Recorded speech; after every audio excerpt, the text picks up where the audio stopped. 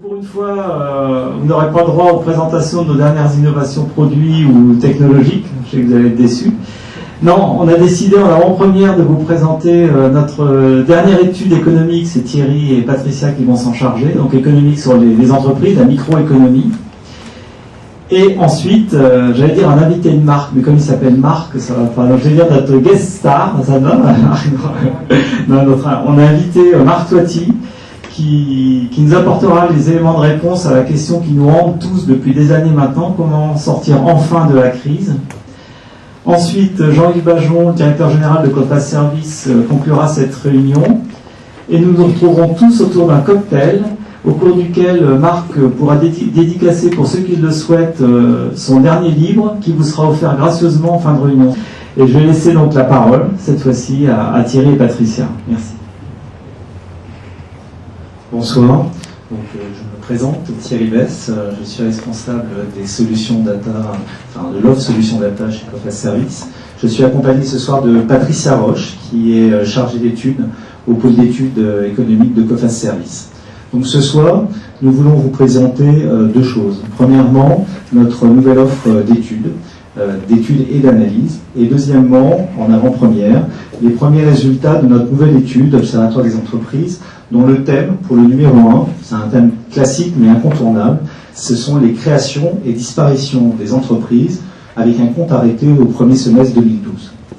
Donc en tout premier lieu, avant de vous parler de l'offre d'études et d'analyse, cette nouvelle offre, il est indispensable de vous dire pourquoi et comment nous réalisons cette offre. C'est grâce à notre base de données. Alors pour ceux qui ne la connaissent pas, c'est une base de données multiréférentielle et dynamique. Ce sont ces deux caractéristiques premières. Pourquoi multiréférentielle? Tout d'abord, on va aborder ça sous trois temps. Le premier temps, ce sont les sources d'informations publiques. Vous connaissez tous les sources d'informations publiques que nous obtenons sous contrat et licence, c'est-à-dire auprès de l'INPI, de l'INSEE, du BODAC, etc. Ce sont par an près d'1 million de bilans numérisés et saisis qui parviennent dans notre base. Ce sont par an plus d'1 million d'actes et statuts qui viennent enrichir notre base. Donc c'est l'ensemble des informations publiques disponibles en France. Dans un second temps, nous avons l'information dite consolidée. Différentes sources. Des sources internes importantes, c'est-à-dire d'enquête, de recherche d'informations par des collaborateurs Coface Services. Des sources aussi collaboratives, à savoir auprès de vous, les entreprises, grâce à notre charte transparence, ou au travers aussi de notre prestation balance AG, analyse de la balance AG. Donc c'est toutes les informations que vous nous transmettez dans le cadre de partenariat. Et enfin, des sources privées. Nous travaillons avec des prestataires qui sont spécialisés sur la collecte et la gestion de certaines datas, et datas emblématiques comme les téléphones et les fax qui nécessitent vraiment une connaissance particulière du marché. Donc sur une année, nous réalisons près de 180 000 analyses avec ces équipes d'analystes qui travaillent pour l'alimentation de la base, et ces informations à forte valeur ajoutée ont pour but en fait de compléter et de consolider le socle des informations publiques. Et enfin un troisième temps, et ce troisième temps il est indispensable, une base de données ça ne peut pas être statique, une base de données c'est vivant. Et une base de données dynamique doit évidemment avoir des règles de gestion qui permettent de tracer l'information, de la dater depuis son entrée et tout au long de sa vie dans la base de données, et d'être capable de la surveiller tout au long de cette vie. Et c'est 20 000 mises à jour quotidiennes qui alimentent cette base de données, qui la font vivre et qui font que cette base est optimale en termes de fraîcheur et vous permet, vous, clients, d'avoir des prestations qui sont les plus fraîches possibles. Alors, grâce à cette base de données, ce référentiel Coface Services, nous avons mis en place une nouvelle offre d'études qui a de spécifique d'être réunie chez un seul et unique prestataire. Je pense que nous sommes à peu près les seuls à faire autant d'études, vous allez voir pourquoi, avec une seule et unique base de données. Alors, trois axes d'études. Le premier axe, c'est un axe de communication. Alors, communication, comme ce soir, des manifestations avec vous, clients, des partenariats médias avec la presse pour des classements d'entreprises, et puis à travers notre blog DCIE, Développement commercial et information économique, qui a été mis en ligne en avril 2012 et dont le but est de communiquer et d'échanger directement avec nos clients. Ces informations en fait sont gratuites, ce sont les études comme celles qu'on va vous présenter ce soir, et c'est le but de vous communiquer en fait des informations importantes sur le marché des entreprises en France. Le deuxième axe du utilisation de cette base de données pour l'offre d'études et d'analyse, ce sont les catalogues d'études. Alors, on arrive là, évidemment, à une strate payante, de prestations payantes, et là, on a trois grands types de prestations payantes dans le catalogue.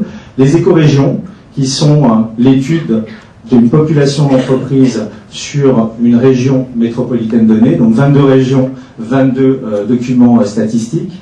Des synthèses sectorielles, c'est exactement sur le même principe. Nous avons agrégé en fait les 700 codes APE de la NAF 2008 en 22 grands secteurs et nous avons réalisé des études sectorielles sur la population des entreprises de ces 22 secteurs. Et enfin, les listes d'entreprises, mais ça c'est une prestation incontournable, je veux dire c'est vraiment la prestation traditionnelle, c'est l'achat de fichiers sur des événements clés comme les créations et les défaillances. Enfin, le troisième axe, ce sont les analyses dites personnalisées. Alors deux types, l'analyse de marché, c'est vraiment l'analyse type, c'est-à-dire sur des critères géosectoriels de votre choix. Vous avez sur une étude modulaire la possibilité de choisir des grands chapitres qui illustrent donc l'analyse de ce secteur et de cette zone géographique, en l'occurrence à travers des prismes sur l'identité des entreprises, l'économie, des éléments financiers, les créations, les défaillances, etc. Le deuxième type, ce sont les analyses de portefeuille client. Donc sur la base du portefeuille client que vous nous confiez, nous déterminons la cible de prospect qui vous permettra de mener à bien votre dynamique commerciale. Donc ce soir, en deuxième temps, nous nous plaçons dans le cadre de la communication de manifestation et en l'occurrence de cette nouvelle étude, Observatoire des entreprises, création et disparition des entreprises au premier semestre 2012. Je laisse la parole à Patricia. Merci Thierry. Et merci également de votre présence à cette manifestation, au sein de laquelle nous allons vous présenter l'Observatoire des entreprises. Ce premier numéro portera sur les créations et les disparitions en France du premier semestre 2012. Alors ce document s'articule autour de trois grandes périodes de la vie juridique des entreprises. Première période, nous verrons les créations. Ces créations en fait se définissent par les immatriculations et les réactivations auprès du registre de commerce et des métiers. Également, nous verrons les défaillances que nous comptabilisons par le biais d'une liquidation ou d'un redressement judiciaire. Et dans un troisième temps, également, nous verrons les cessations qui se réalisent en fait par le biais de fusion-acquisition, cession de fonds, ou tout simplement par le biais d'une cessation pure de l'activité. Alors l'agrégation en fait de ces trois thèmes va nous permettre de calculer le coefficient de dynamisme de Coface Service que nous vous présenterons à la fin de cette présentation en fait. Donc, avant de vous parler justement du mouvement du tissu économique en France, il est important de vous présenter rapidement justement un profil de ces entreprises actives. Donc aujourd'hui notre base de données Coface Service recense près de 10 300 000 établissements actifs, dont 8,6 millions sont des sièges sociaux. Alors, la moitié de ces établissements sont en fait des entreprises commerciales et 20% évoluent sous forme sociétaire. Donc, sans surprise, et je ne vous apprendrai rien en vous disant que les trois régions qui comptabilisent ces établissements sont la région Île-de-France, la région Rhône-Alpes et la région Provence-Alpes-Côte d'Azur, dont 20% des entités se retrouvent uniquement sur la région Île-de-France. Également, le secteur qui comptabilise le plus de sociétés et d'entreprises est le secteur du bâtiment, avec plus d'un quart des entreprises françaises. Alors, voyons maintenant justement les mouvements qui vont faire évoluer cette base d'entreprise. Dans un premier temps, comme je vous le disais, nous allons voir les créations. Donc, sur le premier semestre 2012, on comptabilise près de 290 000 nouvelles créations sur le premier semestre 2012. Soit un recul tout de même de 9% par rapport au premier semestre 2011. Alors il faut savoir que plus de la moitié de ces créations sont en fait des entreprises individuelles qui comprend justement le statut d'auto-entrepreneur. Alors juste cette seule catégorie d'entreprises individuelles recule tout de même de 10% par rapport à la fin du premier semestre 2011. Alors en réalité, cette chute des créations est accentuée par les volumes exceptionnels rencontrés entre 2009 et 2011, suite tout simplement à la mise en place du statut d'auto-entrepreneur. Alors soulignons également que le statut d'auto-entrepreneur représente 40% du total des créations, ce qui a fait arriver sur le marché de nombreuses nouvelles entités et qui ont progressé en moyenne de 25% entre 2009 et 2010.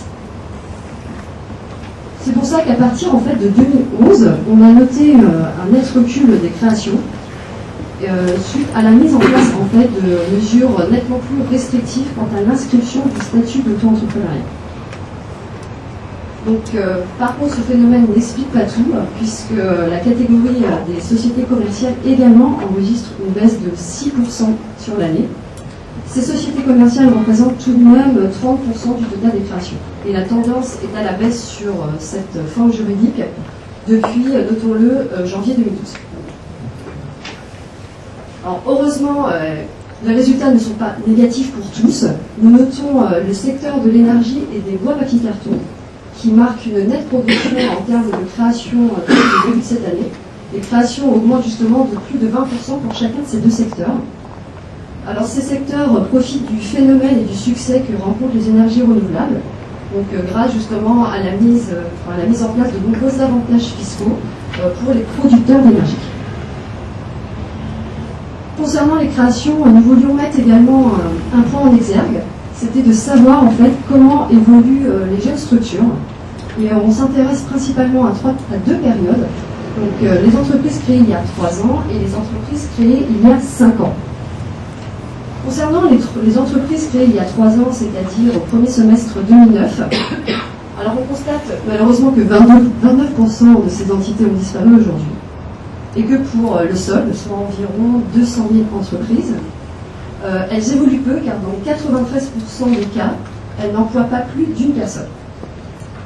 Alors concernant les entreprises créées il y a 5 ans, soit au premier semestre 2007, alors également même constat, 31% de ces entreprises ont disparu aujourd'hui. Néanmoins, avec le temps, elles se fortifient puisque plus de 10% de ces dernières emploient aujourd'hui entre 2 et 9 salariés. Donc les créations sont en demi-teinte, on l'a bien compris au premier semestre 2012. Les sociétés commerciales, malheureusement, ne sont pas à la fête. Et l'on va voir avec les défaillances, donc le deuxième mouvement, qui a une amélioration, une baisse des défaillances de 4%. Mais Patricia, cette baisse, encore une fois, a des côtés inquiétants. Et ces côtés concernent les moyennes et les grandes entreprises qui sont plus impactées que les autres, avec bien évidemment une cohorte d'effets négatifs, comme principalement les emplois menacés. Alors oui, effectivement, derrière ce beau résultat de 4% de chute des défaillances sur le premier semestre, se cache derrière une situation un peu plus préoccupante, c'est l'évolution des moyennes et des grandes entreprises. Alors ces dernières, justement, à bout de souffle en termes de trésorerie suite à des mois de crise, rencontrent des progressions relativement importantes. Notons pour les moyennes entreprises une progression de 5% par rapport à l'année dernière. Et concernant les grandes entreprises, la progression atteint tout de même près de 40%. En fait, depuis janvier 2012, ce sont 4 grandes entreprises en moyenne qui font l'objet d'une faillite mensuellement depuis janvier 2012. Alors c'est donc sans surprise également qu'on constate un nombre d'emplois menacés qui est en forte progression, de 9% par rapport à l'année dernière, avec un volume qui atteint 105 000 salariés sur ce semestre. Le secteur le plus fortement touché sur ces 6 premiers mois est donc le secteur de l'agroalimentaire, suite à la défaillance du groupe Doux, qui se situe en Bretagne et qui salarie environ 3500 salariés. On note également une autre tendance qui ressemble à celle que rencontrent les moyennes et les grandes entreprises. C'est les entreprises qui sont plus âgées, donc celles supérieures à 20 années d'ancienneté. Alors ces dernières sont de plus en plus exposées en fait aux difficultés. Il faut savoir qu'en une année, elles ont progressé de 10%. C'est-à-dire qu'en moyenne, ces 3000 sociétés âgées de plus de 20 ans qui tombent en faillite sur un semestre. Et ce depuis 2012. Donc après les défaillances, les cessations connaissent elles aussi une hausse de plus 1%, vous allez le voir tout de suite. Majoritairement, les cessations, comme l'expliquait Patricia, les cessations, c'est des cessations pures, les cessions de fonds, les fusions-absorptions principalement. Ça concerne beaucoup les entreprises individuelles, mais aussi les sociétés commerciales. Et l'autre côté inquiétant qui conforte malheureusement le visuel précédent sur les défaillances, c'est que les cessations en fait connaissent une hausse du fait de la cessation plus importante des sociétés commerciales. Alors oui, concernant justement les cessations, on va s'intéresser principalement à l'évolution des sociétés commerciales, puisque c'est elles qui ont boosté justement cette légère progression d'1% sur le volume global. Ces dernières, en fait, qui représentent un quart des cessations, ont évolué de plus de 26% par rapport au premier semestre 2011. Donc, dans ces sociétés commerciales, on retrouve également de grandes structures qui salarient plus de 20 salariés. Et ce nombre de ces tailles d'entreprises ont évolué tout de même de 13% également en un an. En conséquence, ce sont donc près de 127 000 emplois qui sont concernés par la cessation d'une activité, soit une hausse tout de même de 3% par rapport à l'année dernière. Ces chiffres restent tout de même à relativiser parce que derrière une cessation, ce n'est pas forcément un arrêt de l'activité même. Ça peut être une fusion-acquisition. L'entreprise peut évoluer vers un autre statut qui peut correspondre effectivement à l'activité qu'elle rencontre aujourd'hui. Mais derrière cela se cache une autre problématique. Les cessations d'activité, c'est aussi souvent, en France peut-être plus particulièrement qu'ailleurs, un problème de transmission du patrimoine. Donc derrière ces cessations d'activité, malheureusement, se cachent nombre d'entreprises qui sont saines, mais qui malheureusement cessent leur activité faute de repreneur. Finalement, au bout de sa carrière professionnelle, l'entrepreneur ne peut pas réaliser son capital, il ne vend pas son entreprise et finalement elle meurt toute seule. Donc malheureusement, avec elle, meurt un outil de production, meurt aussi des emplois. Donc cette thématique qui est importante fera l'objet d'un prochain numéro de l'Observatoire des entreprises qui sortira, je pense, dans les prochains mois. Donc, après les cessations, création, défaillance, cessation, on en vient à l'indice de dynamisme qui est tout simplement le rapport des créations sur l'ensemble des disparitions de personnes morales, à savoir les défaillances plus les cessations. Donc sans surprise, ce coefficient de dynamisme, bien sûr, enregistre une baisse au premier semestre 2012 par rapport à la période précédente. Donc oui, effectivement, le coefficient de dynamisme, je vous le rappelle, en fait, est l'agrégation des trois thèmes qu'on vient de voir, donc création, défaillance et cessation. Donc ce coefficient est tout simplement le rapport entre le cumul des créations par rapport aux disparitions qui sont représentées pour nous par les cessations et les défaillances. Alors, le coefficient de dynamisme de Coface Services sur le premier semestre est de 1,80, ce qui signifie que lorsqu'une entreprise disparaît, il se crée dans le même temps plus d'une entreprise et demie. Alors, par rapport en fait au premier semestre 2011, on note une baisse de 20% de ce coefficient. À l'époque, au premier semestre 2011, lorsqu'une entreprise se créait, enfin lorsqu'une entreprise disparaissait, dans le même temps, près de 2 entreprises se créent. Alors il faut savoir que ce recul s'explique principalement, comme on l'a vu au tout début, par un net ralentissement des créations d'entreprises, soit 9% en une année, conjugué à une légère progression des cessations qui, je le rappelle également, atteint 1%. Voilà, donc c'était quelques chiffres extraits de cette étude qui devrait vous être diffusée dans les prochains jours, je pense la semaine prochaine. Nous vous l'adresserons sur votre messagerie. Donc si vous ne nous avez pas donné vos coordonnées e-mail, c'est l'occasion de le faire à la fin de cette réunion. Et d'une manière générale, n'hésitez pas à nous appeler, à nous contacter. Vous avez aussi le blog, tel que je vous en parlais au début. Dans les pochettes que on vous a remis, vous avez d'ailleurs un petit flyer avec toutes les coordonnées du blog. Donc c'est aussi un moyen de communiquer avec nous et d'échanger avec nous et surtout de retrouver sur ce blog tout un tas d'informations, dont les études en l'occurrence que nous diffusons gratuitement au travers donc, de nos manifestations et du blog des CIE. Voilà, donc après ce focus franco-français, on va aborder une approche plus internationale avec toi, Marc. Alors, je sais que les premiers slides sont un peu tristes aussi, mais en revanche, je suis sûr qu'à la fin, il y a des pistes qui sont prometteuses et qui vont nous donner du baume au cœur. C'est vrai que les crises sont aussi toujours des phases d'opportunité. C'est-à-dire qu'effectivement, on l'a vu dans les chiffres précédents, celui qui pendant la crise va baisser les bras, et malheureusement il y en a beaucoup, contrat en forcé ou de façon volontaire, eh bien finalement celui-ci est sûr de perdre.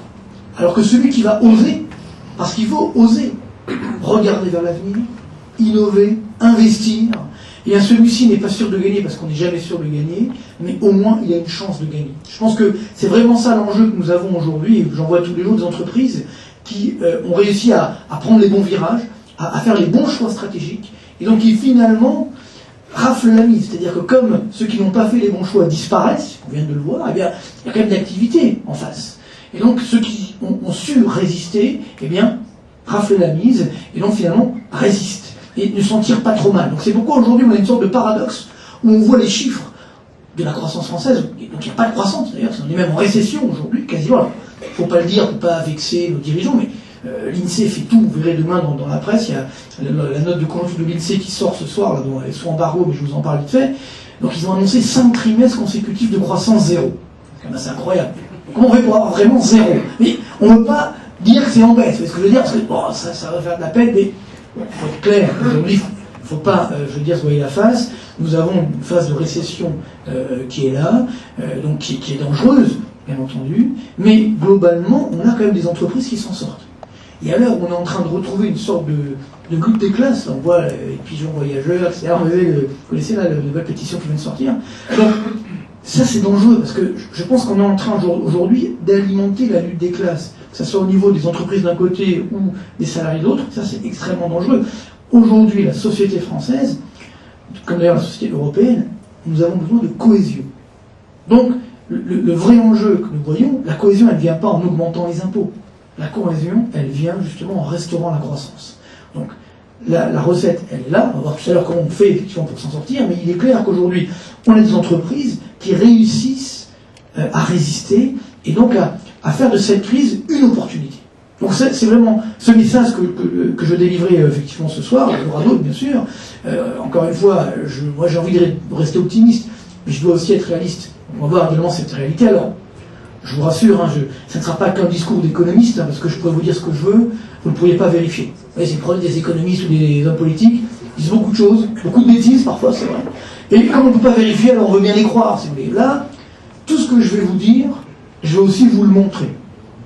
Vous le montrer sur des graphiques. Évidemment, des graphiques réalisés sans trucage. Je veux dire, je sais pas, parce que ça peut arriver, pas à Cofa Service, ça arrive jamais, mais je veux dire, ça peut arriver parfois, on s'arrange un peu, là, ça ne sera évidemment pas le cas. Donc, c'est important de visualiser. Parce que, en visualisant, on comprend. Et je pense qu'un des grands problèmes de cette crise, c'est que justement, on ne l'a pas comprise. On ne sait pas comment on en est arrivé là, finalement. Et donc, quand on n'a pas compris quelque chose, très vite, on a peur. Et si on a peur, on est bloqué. On n'investit plus, on n'innove plus. Donc, c'est exactement ce qui se passe aujourd'hui dans nos entreprises. Donc, c'est extrêmement important de mieux comprendre, de voir qu'on peut effectivement s'en sortir. Donc, il y aura évidemment beaucoup de graphiques, beaucoup de pédagogie. C'est effectivement le but du jeu. Alors, comme je suis très bavard, on va commencer tout de suite. Donc, voilà le programme. Et puis, bien sûr, il y aura aussi une partie pour vos questions, puisque je suis là aussi pour répondre à vos questions. Donc, j'espère qu'elles seront nombreuses. Donc, on va essayer de voir comment on peut s'en sortir ou pas en 2013 et 2014. Donc, déjà, je vais te donner une première bonne nouvelle. Vous verrez, on va commencer comme ça. Pour dire que nous ne sommes pas en 29. C'est-à-dire que beaucoup parlent encore de la crise de 29, etc. Pour l'instant, on l'a évité. Donc, c'est déjà un grand pas. Et dans le même temps, nous sommes sur une croissance mondiale qui est forte. C'est-à-dire aujourd'hui, on a à peu près 3% de croissance mondiale. C'est quand même une belle performance. Le problème, c'est qu'on ne la voit pas tellement en France et en Europe, mais globalement, on n'est pas dans une récession mondiale. Donc ça aussi, c'est une bonne nouvelle. C'est-à-dire pour nos entreprises qui osent aller à l'international, elles vont plutôt bien, ou du moins pas trop mal. Donc ça aussi, on va effectivement devoir le regarder, puis on va essayer de voir qu'est-ce qui va se passer dans les prochains trimestres. Évidemment, quelle sera l'évolution des matières premières. Je pense que vous êtes tous ici intéressés par cela. Si le baril remonte à $150, c'est clair que la récession risque de durer, bien entendu. Donc on va se poser la question. Puis ensuite, on va un petit peu voyager, tout en restant là. Évidemment, on va rester là. Je vous rassure, on n'aura pas le temps sinon. On va voir un petit peu ce qui se passe un peu partout. Aux États-Unis, on a des élections dans quelques semaines. Est-ce que Obama sera réélu? Vous pouvez vous donner la réponse si vous êtes sage, on verra tout à l'heure. Et effectivement, là, on parlera ensuite du monde émergent, et puis bien sûr, on arrivera chez nous, donc quand la zone euro explosera, donc, qui est mon dernier livre, donc, qui est offert gracieusement par Cofa, je vous remercie. Il a très bien marché, énormément, mais c'est toujours sympa, bien entendu. Et ensuite, on parlera bien sûr de la France, et comment sortir par le haut de cette crise pour notre pays, pour nos entreprises, donc pour nous tous, puisque je suis également chef d'entreprise, comme vous le savez. Alors, on commence tout de suite avec un premier graphique. pour vous rappeler, j'ai envie de dire une évidence, mais qu'on oublie souvent. C'est que les crises font partie de la vie économique. C'est-à-dire que celui qui va vous dire qu'il a la recette pour supprimer les crises, c'est un menteur. Ce n'est pas possible.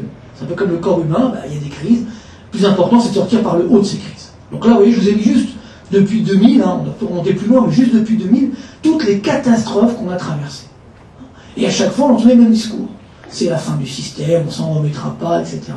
Et pourtant, nous sommes toujours là. Vous voyez, on a eu des crises de tout type, des crises financières, des crises géopolitiques, militaires, des crises même sanitaires, climatiques. Et pourtant, vous voyez, même les dernières crises, des subprimes, de Lehman Brothers, etc., on a redémarré. Donc là, on voit la bourse qui, normalement, représente la croissance mondiale, notamment le Dow Jones, alors qu'il a bien redémarré. Nous, c'est un peu moins le cas en France, comme d'habitude, j'ai envie de dire, mais on a quand même redémarré. Nous sommes toujours là, donc ce qui est bien la preuve que finalement, ces crises font partie de la vie économique. Donc ça sert à rien, je dirais, de s'apesantir sur notre sort. Alors, on n'a pas le temps, parce que c'est pas le thème de la soirée, de parler de la dernière crise des subprimes, etc.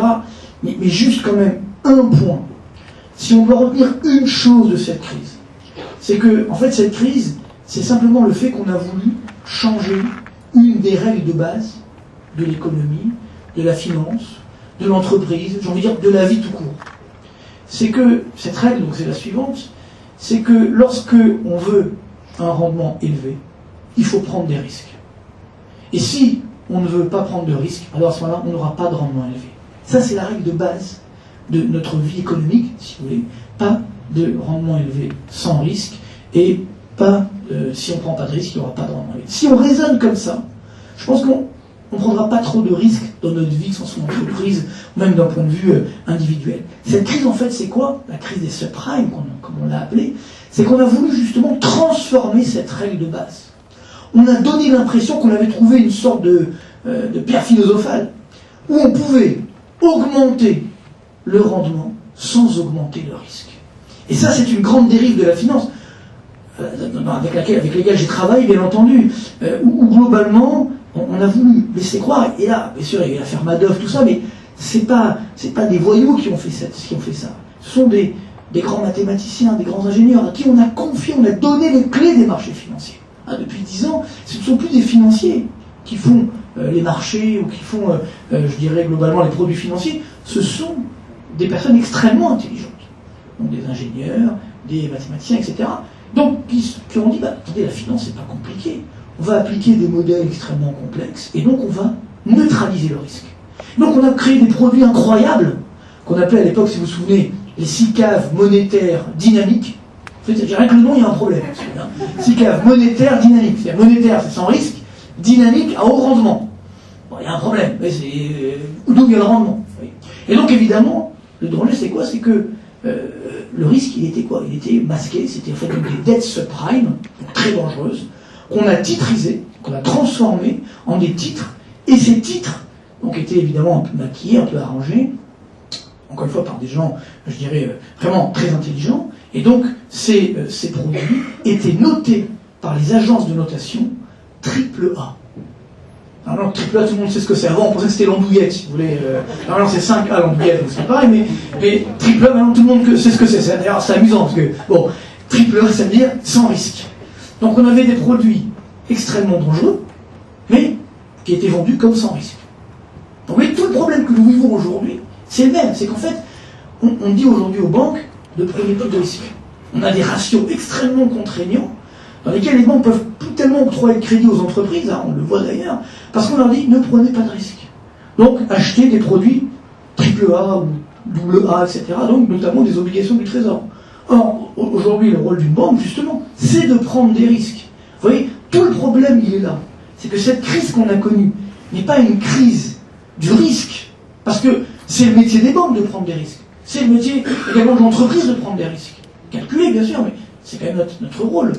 Mais globalement, c'est une crise de gestion de risque. Donc vous voyez, le problème, c'est qu'on est passé d'un extrême à l'autre. On prenait justement trop de risques, mais un petit peu déguisés, et aujourd'hui, on ne veut plus prendre de risques. Or, si on ne prend pas de risques, il n'y aura pas de rendement. Donc il n'y aura pas de croissance. Donc il n'y aura pas d'emploi. Et c'est le cercle pernicieux. Donc il faut absolument qu'on sorte de ça. Alors la bonne nouvelle quand même, parce qu'il y en a quand même une, c'est qu'on a évité donc le cataclysme type 29. Alors pour vous montrer, je vous ai mis ce graphique qui pour moi est le plus important dans cette crise, qui représente en fait l'évolution du Dow Jones au cours des 4 grandes crises du siècle dernier.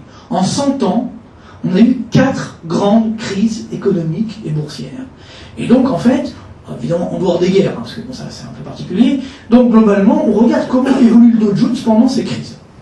Alors pourquoi on prend le Dow Jones? Parce que le Dow Jones, c'est la bourse américaine, hein, c'est la bourse la plus ancienne, donc on a l'historique en quelque sorte, et c'est aussi la bourse qui reflète le mieux la croissance mondiale. Donc le Dow Jones vous dit où va aller demain la croissance mondiale. Donc si vous voulez, c'est le meilleur indicateur avancé de la croissance mondiale. Il y a des places devant, si vous voulez vous asseoir, messieurs. Non. Alors, si vous voulez pas vous faire remarquer, je suis désolé, hein, c'est trop tard, mais il y a des places, c'est dommage de rester debout, donc n'hésitez pas. Bon, donc, ça, ils auraient la sortie, ok, d'accord. Non, mais tout le monde aura des bouquins, ne vous inquiétez pas, tout va bien. Coface Service a bien fait les choses, on les en remercie. Voilà. Dites-moi, bon. Donc, alors, on voit en fait, oui, c'est très simple, on voit chaque courbe, c'est une crise. Donc on voit où est le Dow Jones au début de la crise, et après comment il évolue mois par mois. Vous voyez là en bas, ce sont des mois, d'accord? Donc la dernière crise, donc c'était la courbe verte, mais c'est pas si vieux que ça, c'était il y a une dizaine d'années maintenant, c'est la crise des NTIC qu'on a tous connue ici. Et c'est vrai que à l'époque aussi on disait que c'était la fin du système, puis finalement on a redémarré. Alors c'est vrai que ça a été une crise très longue, avant de toucher le fond, ça a mis 3 ans. C'était la crise la plus longue finalement depuis 29.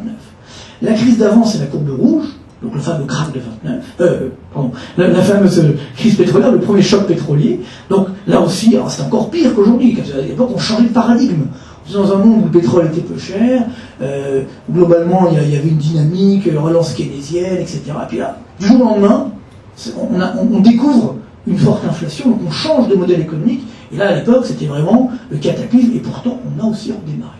Et donc, bien sûr, les 2 dernières crises, c'est-à-dire la crise actuelle, la courbe bleue, et le fameux krach de 29, la courbe grise. Donc, si vous regardez bien, vous voyez, précisément ici, donc c'est vrai, il y a quelques temps, c'était le 9 mars 2009, précisément, il y a à peu près 3 ans et demi, vous voyez que les 2 courbes se touchent.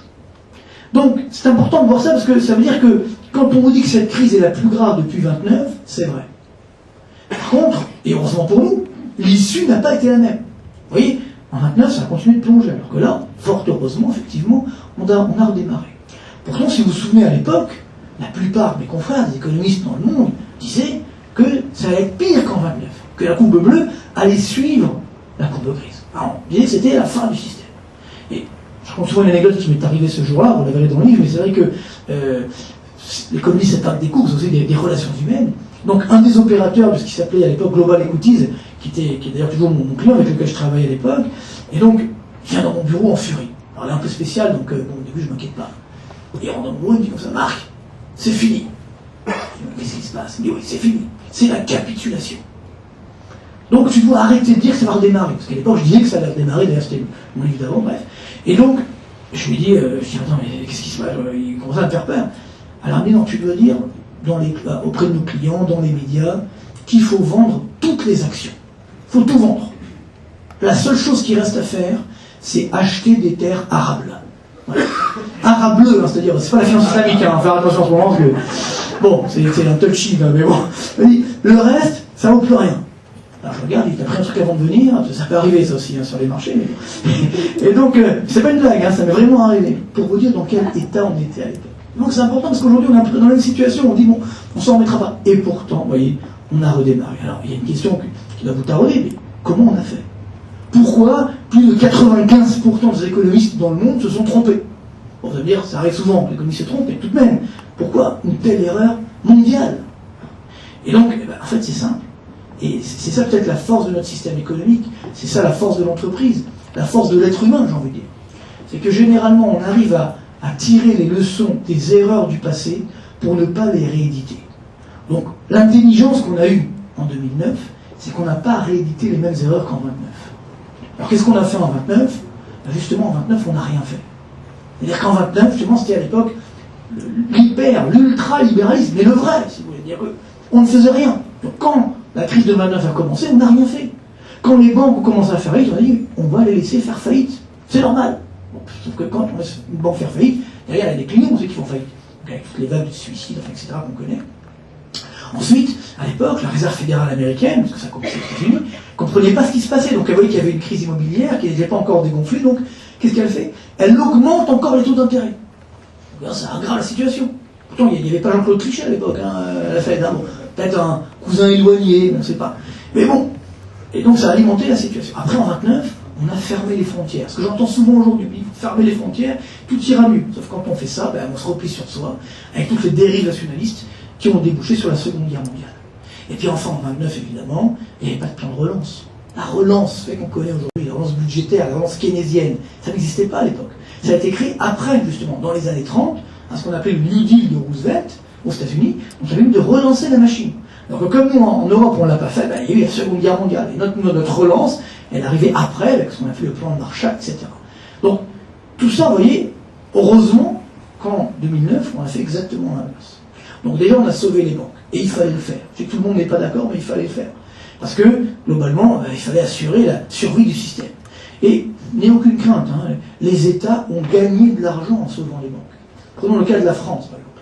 L'État français, à l'époque, a prêté aux banques à un taux de 8%, alors qu'il s'endettait, l'État français, sur les marchés, à 3%. Donc cet écart de taux, ce qu'on appelle le spread, donc de 5 points, finalement, a ramené environ 15 milliards d'euros dans les caisses de l'État. 15 milliards d'euros, c'est pas rien. D'ailleurs, on se demande ce qu'ils en ont fait. Si vous voulez, quand on voit les déficits, 15 milliards comme ça, bon, ça on verra tout à l'heure. Mais je voudrais dire que ça a été lucratif. Après, on a baissé les taux d'intérêt. Ce qui était évidemment important de le faire, pas assez en Europe, on verra tout à l'heure, mais on l'a fait, ce qui a permis de relancer la machine. Et enfin, on a fait des plans de relance pharaoniques. Au niveau mondial, on a fait un plan de relance de 5 000 milliards de dollars. Alors c'est des sommes tellement folles, mais ça veut dire quoi 5 000 milliards 5 000 milliards de dollars, c'est l'équivalent de 9% du PIB mondial. Vous vous rendez compte? Et je vous dis ça pour vous rappeler qu'à l'époque, encore une fois, la plupart des économistes dans le monde disaient que malgré ces injections, le PIB allait s'effondrer. Prenons par exemple des économistes très sérieux. On va prendre les économistes par exemple du FMI. Bon, le FMI c'est sérieux normalement. Je sais que des fois il y a des petits problèmes au FMI, mais généralement c'est sérieux. Donc il n'y a pas de problème. Donc effectivement, ces économistes nous disent à l'époque que le PIB mondial va baisser de 5%. Rendez-vous compte, on met 9% d'injection dans le circuit et on vous dit moins 5 de baisse du PIB mondial. Donc 9 plus 5, ça veut dire moins 14. Et ça, même en 29, le PIB mondial n'a pas baissé de 14%. Oui. Mais c'est ce que j'appelle le concours de beauté négatif. Il fallait faire peur à tout le monde, donc on n'écoutait que cela, que ceux qui disaient que c'était la fin du système, et pourtant, effectivement, on a redémarré. Vous voyez, maintenant, à l'époque, quand je le disais, on prenait pour un fou. Si ça avait été votre cas, je ne vous en veux pas, mais bon. Mais c'est vrai que globalement, ça a redémarré, et le seul problème, c'est que, vous voyez, c'est la fin du graphique. C'était il y a maintenant 1 an, eh bien, c'est que la courbe a recommencé à baisser. C'est-à-dire qu'une nouvelle crise est arrivée. C'est quoi cette crise? C'est la crise de la dette publique. C'est là où on arrive à la situation actuelle, c'est qu'effectivement, la relance budgétaire dont je viens de parler, il faut la payer. Vous savez, un déficit public, c'est pas gratuit. Il n'y a qu'en France on voit que c'est gratuit, si vous voulez, mais il faut le financer, un déficit public. Donc ces 5 000 milliards de dollars, comment on les paye? Et c'est là la clé. C'est comme ça qu'on sort ou non de la crise. Il y a une condition sine qua non. Pardon. Mais quand je dis sortir de la crise, ça veut dire sortir définitivement. Pas pendant comme là, définitivement. Donc, cette condition sine qua non, c'est là-dessus. C'est qu'il faut générer une croissance économique suffisamment forte, simplement pour rembourser les intérêts de la dette publique chaque année.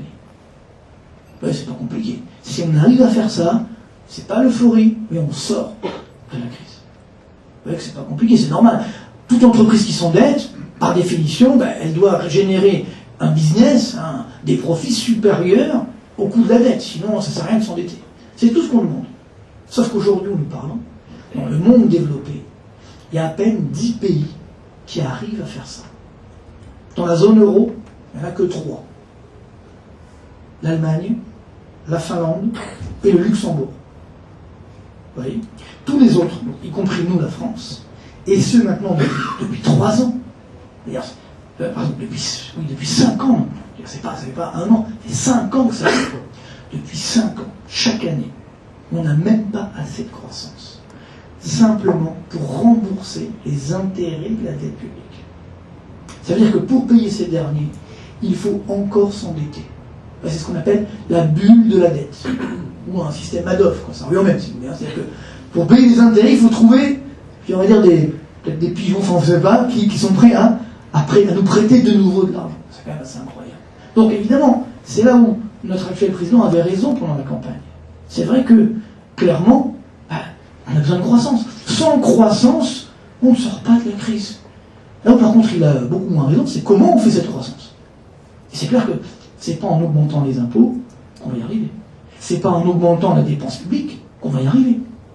Pourtant c'est ce qui est fait, je suis d'accord avec vous, donc c'est là le problème. Vous voyez ce que je veux dire. Mais je veux dire que la clé, effectivement, elle est là.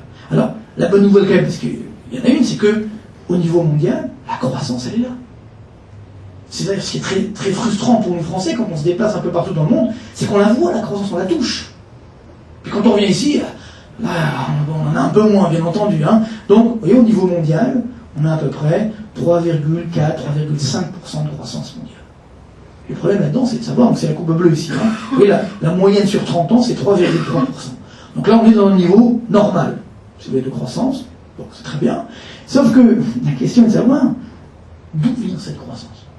Qui génère cette croissance? Et c'est là où le bas blesse. Et c'est là, certainement, selon moi du moins, la plus grande révolution de cette crise. C'est que pour la première fois dans l'histoire contemporaine, on a eu une récession chez nous, c'est-à-dire dans les pays développés, dans les pays riches, mais une croissance forte dans le monde dit émergent. Et je vais vous le montrer, alors, ne vous inquiétez pas, il y a beaucoup de chiffres, on n'aura pas le temps de tout commenter, mais Coface Service a les slides, et je vous autorise à les distribuer avec grand plaisir, bien entendu, pour les bons clients, ça, je plaisante, pour ceux qui le souhaitent, bien entendu. Et donc, en fait, vous voyez, bon, on n'a pas le temps de tout commenter, mais vous voyez ici, en 2009, baisse du PIB partout chez nous, dans les pays riches, et pas dans le monde émergent. Après, on voit que ça redémarre, hein, mais les locomotives, ce sont toujours les pays émergents. Ça, c'est vraiment une nouveauté, parce qu'habituellement, quand nous, on éternue, ce sont les pays émergents qui s'enrhument. Vous voyez là, ça s'inverse.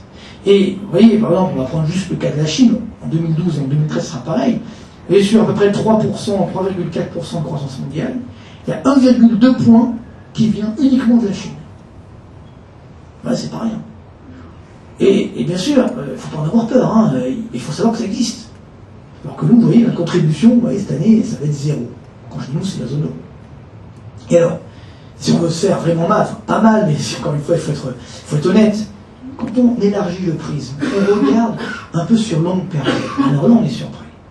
Parce qu'en fait, on comprend bien qu'il y a eu une sorte de cassure pendant la décennie 2000. Sur ce tableau, vous avez la répartition du PIB mondial depuis les années 80.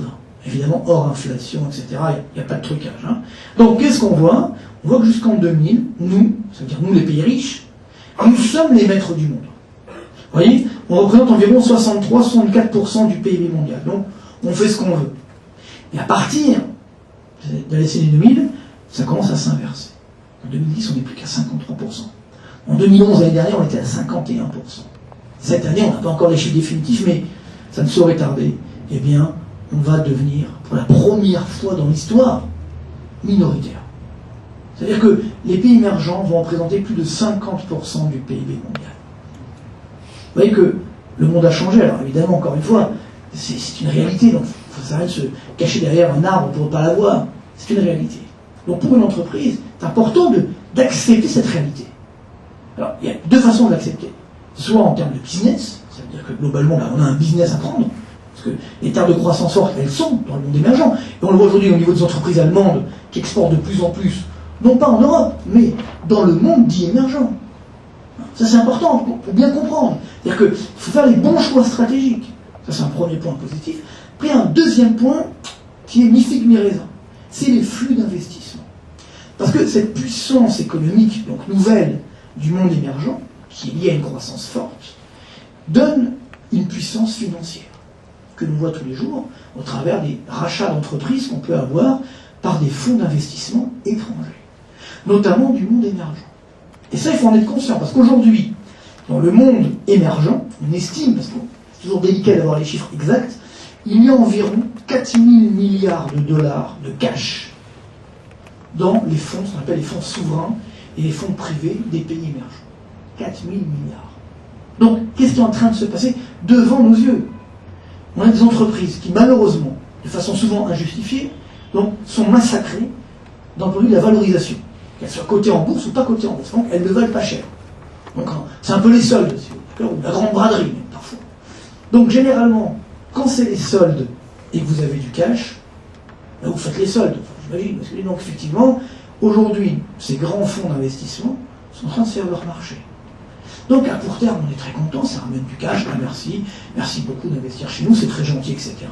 Le problème, c'est quoi là-dedans? C'est que 5 ans plus tard, qu'est-ce qui se passe? On l'a vu tout à l'heure.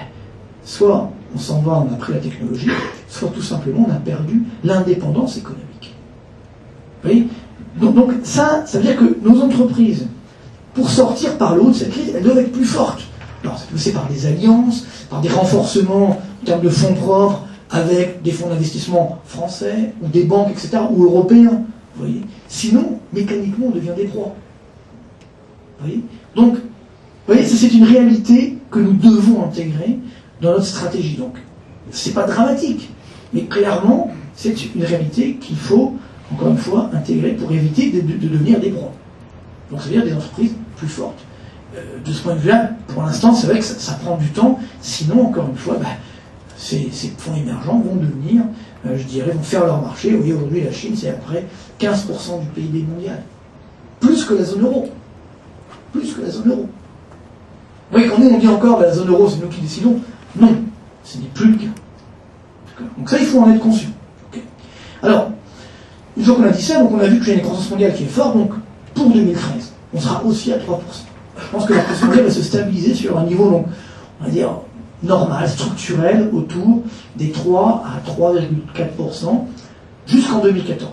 Après, c'est plus dur de faire des prévisions, mais a priori, on est bien ancré. Donc ça, c'est quand même une bonne nouvelle pour les entreprises à l'international. Alors par contre, il y a un petit bémol, c'est évidemment le cours des matières premières. Il ne faudrait pas que le baril remonte à 150 $. Alors là, je vais vous montrer évidemment comment ça marche. Parce que c'est un peu le problème, c'est qu'aujourd'hui, on se dit, comment va évoluer le baril? Alors, je suis économiste, je ne suis pas devin, donc je ne pourrais pas vous dire ce qui va se passer en Iran ou ailleurs.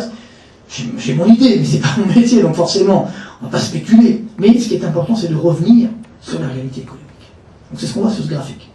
Là, vous avez la courbe bleue, qui est le prix du baril. Si vous vous souvenez, en 2008, le prix du baril est monté à 150 $ au plus. Et à l'époque, il y avait beaucoup de mes confrères, ou même des spécialistes du pétrole, qui disaient 150 $, c'est pas cher. On va monter à 250, 350, et une sorte de surenchère à l'époque. Moi je disais non, attendez, déjà 100 $, c'est pas justifié alors. Et on voit, c'est ce qui s'est passé, le baril effectivement s'est effondré à 34 $. Alors, ça veut dire que j'ai une boule de cristal? Non, pas du tout. Simplement, je regarde les fondamentaux économiques. Donc vous voyez, le fondamental premier du pétrole, ça reste la croissance mondiale. C'est la courbe rouge ici. Donc quand la croissance mondiale augmente, très logiquement, il y a plus de demande de pétrole, donc le prix du baril augmente. Ok, donc c'est ce qu'on voit ici. Par contre, quand la croissance mondiale baisse, comme ici à partir de 2007, normalement, donc le baril devrait baisser puisqu'il y a moins de demande. Pourtant, qu'est-ce qui se passe en 2008? Il flambe. Donc il va bien au-delà, effectivement, de la croissance. Vous voyez, c'est ça la spéculation. C'est l'écart entre la courbe bleue et la courbe rouge. Donc ensuite, bien sûr, le baril s'effondre à 34 $. Ce qui était justifié. Ensuite, le baril remonte parce que la croissance remonte à 5% au niveau mondial, donc bonne nouvelle, mais regardez en 2011, même erreur qu'en 2008. Le baril va trop loin par rapport à la croissance, ce qui génère la nouvelle récession qu'on a dans la zone euro. Vous allez me dire, mais pourquoi il parle d'erreur? C'est pas une erreur, c'est un mouvement spéculatif. Non, c'est une erreur. Qu'est-ce qui s'est passé dans les deux cas au même moment? La même erreur qui vient de chez nous, en Europe. Au même moment, dans ces deux cas, on a augmenté les taux d'intérêt. La Banque Centrale Européenne, soi-disant parce qu'il y avait de l'inflation, a augmenté les taux d'intérêt. Donc en augmentant les taux d'intérêt, elle a donc renchéri l'euro, donc l'euro s'est apprécié, donc le dollar a baissé. Et quand le dollar baisse, les investisseurs se réfugient sur les marchés des matières premières. Et donc les prix des matières premières, et donc notamment du pétrole, ont effectivement flambé, ce qui n'était pas justifié. Et c'est ça, aujourd'hui le danger, c'est que malheureusement, on a besoin d'un baril qui soit stabilisé. Ce qu'il faut bien comprendre, c'est qu'avec une croissance mondiale de 3%, l'augmentation normale du cours du baril, c'est environ 10% par an. Vous voyez, cette année, le prix normal du baril, c'est autour des 100 $. L'an prochain, autour des 110 $. Et ainsi de suite, si la croissance mondiale se maintient à 3%. Mais cette augmentation de 10% est soutenable. Voyons, elle est digérable.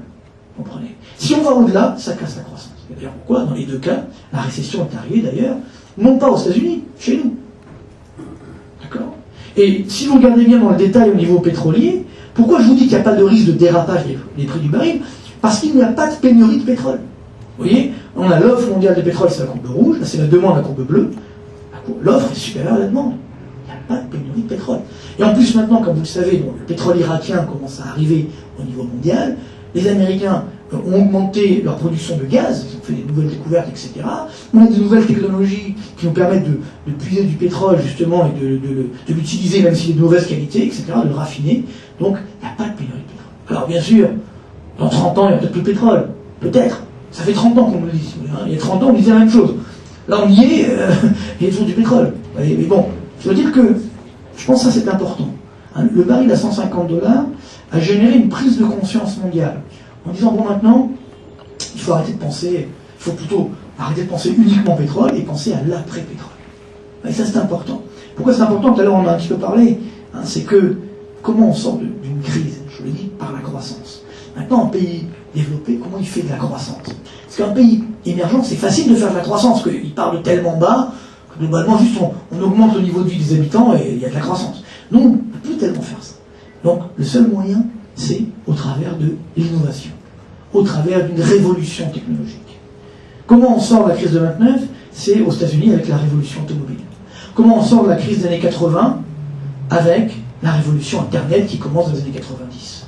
Quand je dis Internet, c'est l'informatique, etc., au sens large. Donc là, ça tombe bien, devant nous, on a au moins deux révolutions. La première, c'est donc l'énergie, ce que j'appelle les NTE, nouvelles technologies de l'énergie. La deuxième, c'est les NTA, nouvelles technologies de l'agroalimentaire. Donc là, évidemment, alors après vous avez les nanotechnologies, etc., c'est là-dedans qu'il faut se positionner, dans ces secteurs-là, qui sont des secteurs d'avenir, qui sont des secteurs créateurs de richesse et d'emplois, bien entendu. Alors, une fois qu'on a dit ça, le problème c'est de savoir qui investit le plus là-dedans. Et malheureusement, c'est que nous, les Français, qui avions pourtant beaucoup d'avance dans ces secteurs-là, on en a de moins en moins. Aujourd'hui, par exemple, le pays qui investit le plus en R&D dans les énergies renouvelables, c'est la Chine. C'est surprenant. Oui. Donc tout le problème aujourd'hui est là, et ça sera vrai sur l'ensemble des matières premières. On voit l'indice CRB des matières premières qui a remonté un petit peu. C'est clair qu'au niveau alimentaire, s'il y a 9 milliards d'habitants sur Terre d'ici 2050, sauf s'il y a une guerre nucléaire d'ici là, enfin, on verra, globalement, on n'aura pas de quoi nourrir tout le monde. Et surtout que les besoins évoluent. Vous voyez, aujourd'hui, ne serait-ce qu'en Chine. En Chine, il y a 450 millions de Chinois qui vivent comme nous, qui vivent comme des Européens. Ils étaient 100 millions il y a 10 ans. Vous voyez, maintenant, 450 millions, ils sont peut-être 600 ou 700 millions dans 10 ans. Donc, il ne faut pas se contenter d'un bol de riz, quoi, ce que je veux dire. Ils ont des besoins alimentaires qui évoluent. Donc, on doit trouver ces technologies. Voyons, ça, c'est vraiment pour nos entreprises l'issue de secours. Et qui peut ensuite derrière générer une croissance qui sera bien entendu très forte. Donc évidemment, il faut tout miser sur la R&D. Donc c'est ce que montre ce tableau. Maintenant, attention, vous voyez, quand on voit la France, on voit recherche-développement par rapport au PIB 2%. Bon, ça va, on dit c'est pas mal. Sauf que on a un des taux de brevets par habitant l'un des plus faibles du monde. Vous voyez, c'est très vieux, ça. C'est un vieux problème que déjà évoqué le général de Gaulle en son temps, qui disait des chercheurs qui cherchent, on en trouve. Des chercheurs qui trouvent, on en cherche. Hein, vous connaissez, bon, évidemment. C'est jamais si c'est Coluche ou De Gaulle qui a dit ça, enfin peut-être les deux d'ailleurs, mais bon. Et c'est vrai que globalement, tout le problème est là. C'est que là, même uniquement des dépenses publiques, etc., c'est bien beau, mais il faut derrière de l'efficacité. Il faut de la recherche appliquée. Et ça, c'est vrai que c'est souvent un peu plus dur à faire chez nous, mais globalement, c'est là qu'est la clé de notre avenir. Vous voyez, moi avant, regardez la Chine encore une fois, dans les années 90, ils n'avaient pas de R&D, maintenant ils sont à 2% du PIB, donc c'est-à-dire qu'en valeur absolue, c'est la deuxième puissance mondiale, derrière les Américains, en R&D. Alors, quand les Chinois étaient pas chers, mais ils se contentaient de copier, c'était pas grave. Maintenant qu'ils sont pas chers, mais qui en plus font de la R&D, ça c'est embêtant. D'accord ? Donc pour nos entreprises, pour nous, pour notre économie, c'est sur ça qu'il faut se battre. Vous voyez, le problème, on le voit avec l'Allemagne, c'est pas tellement de vendre pas cher, c'est de vendre un produit qu'on est les seuls à faire. Avec une technologie qu'on est les seuls à maîtriser. Ça, alors là, vous pouvez vendre ce que vous voulez, vous avez des marges formidables.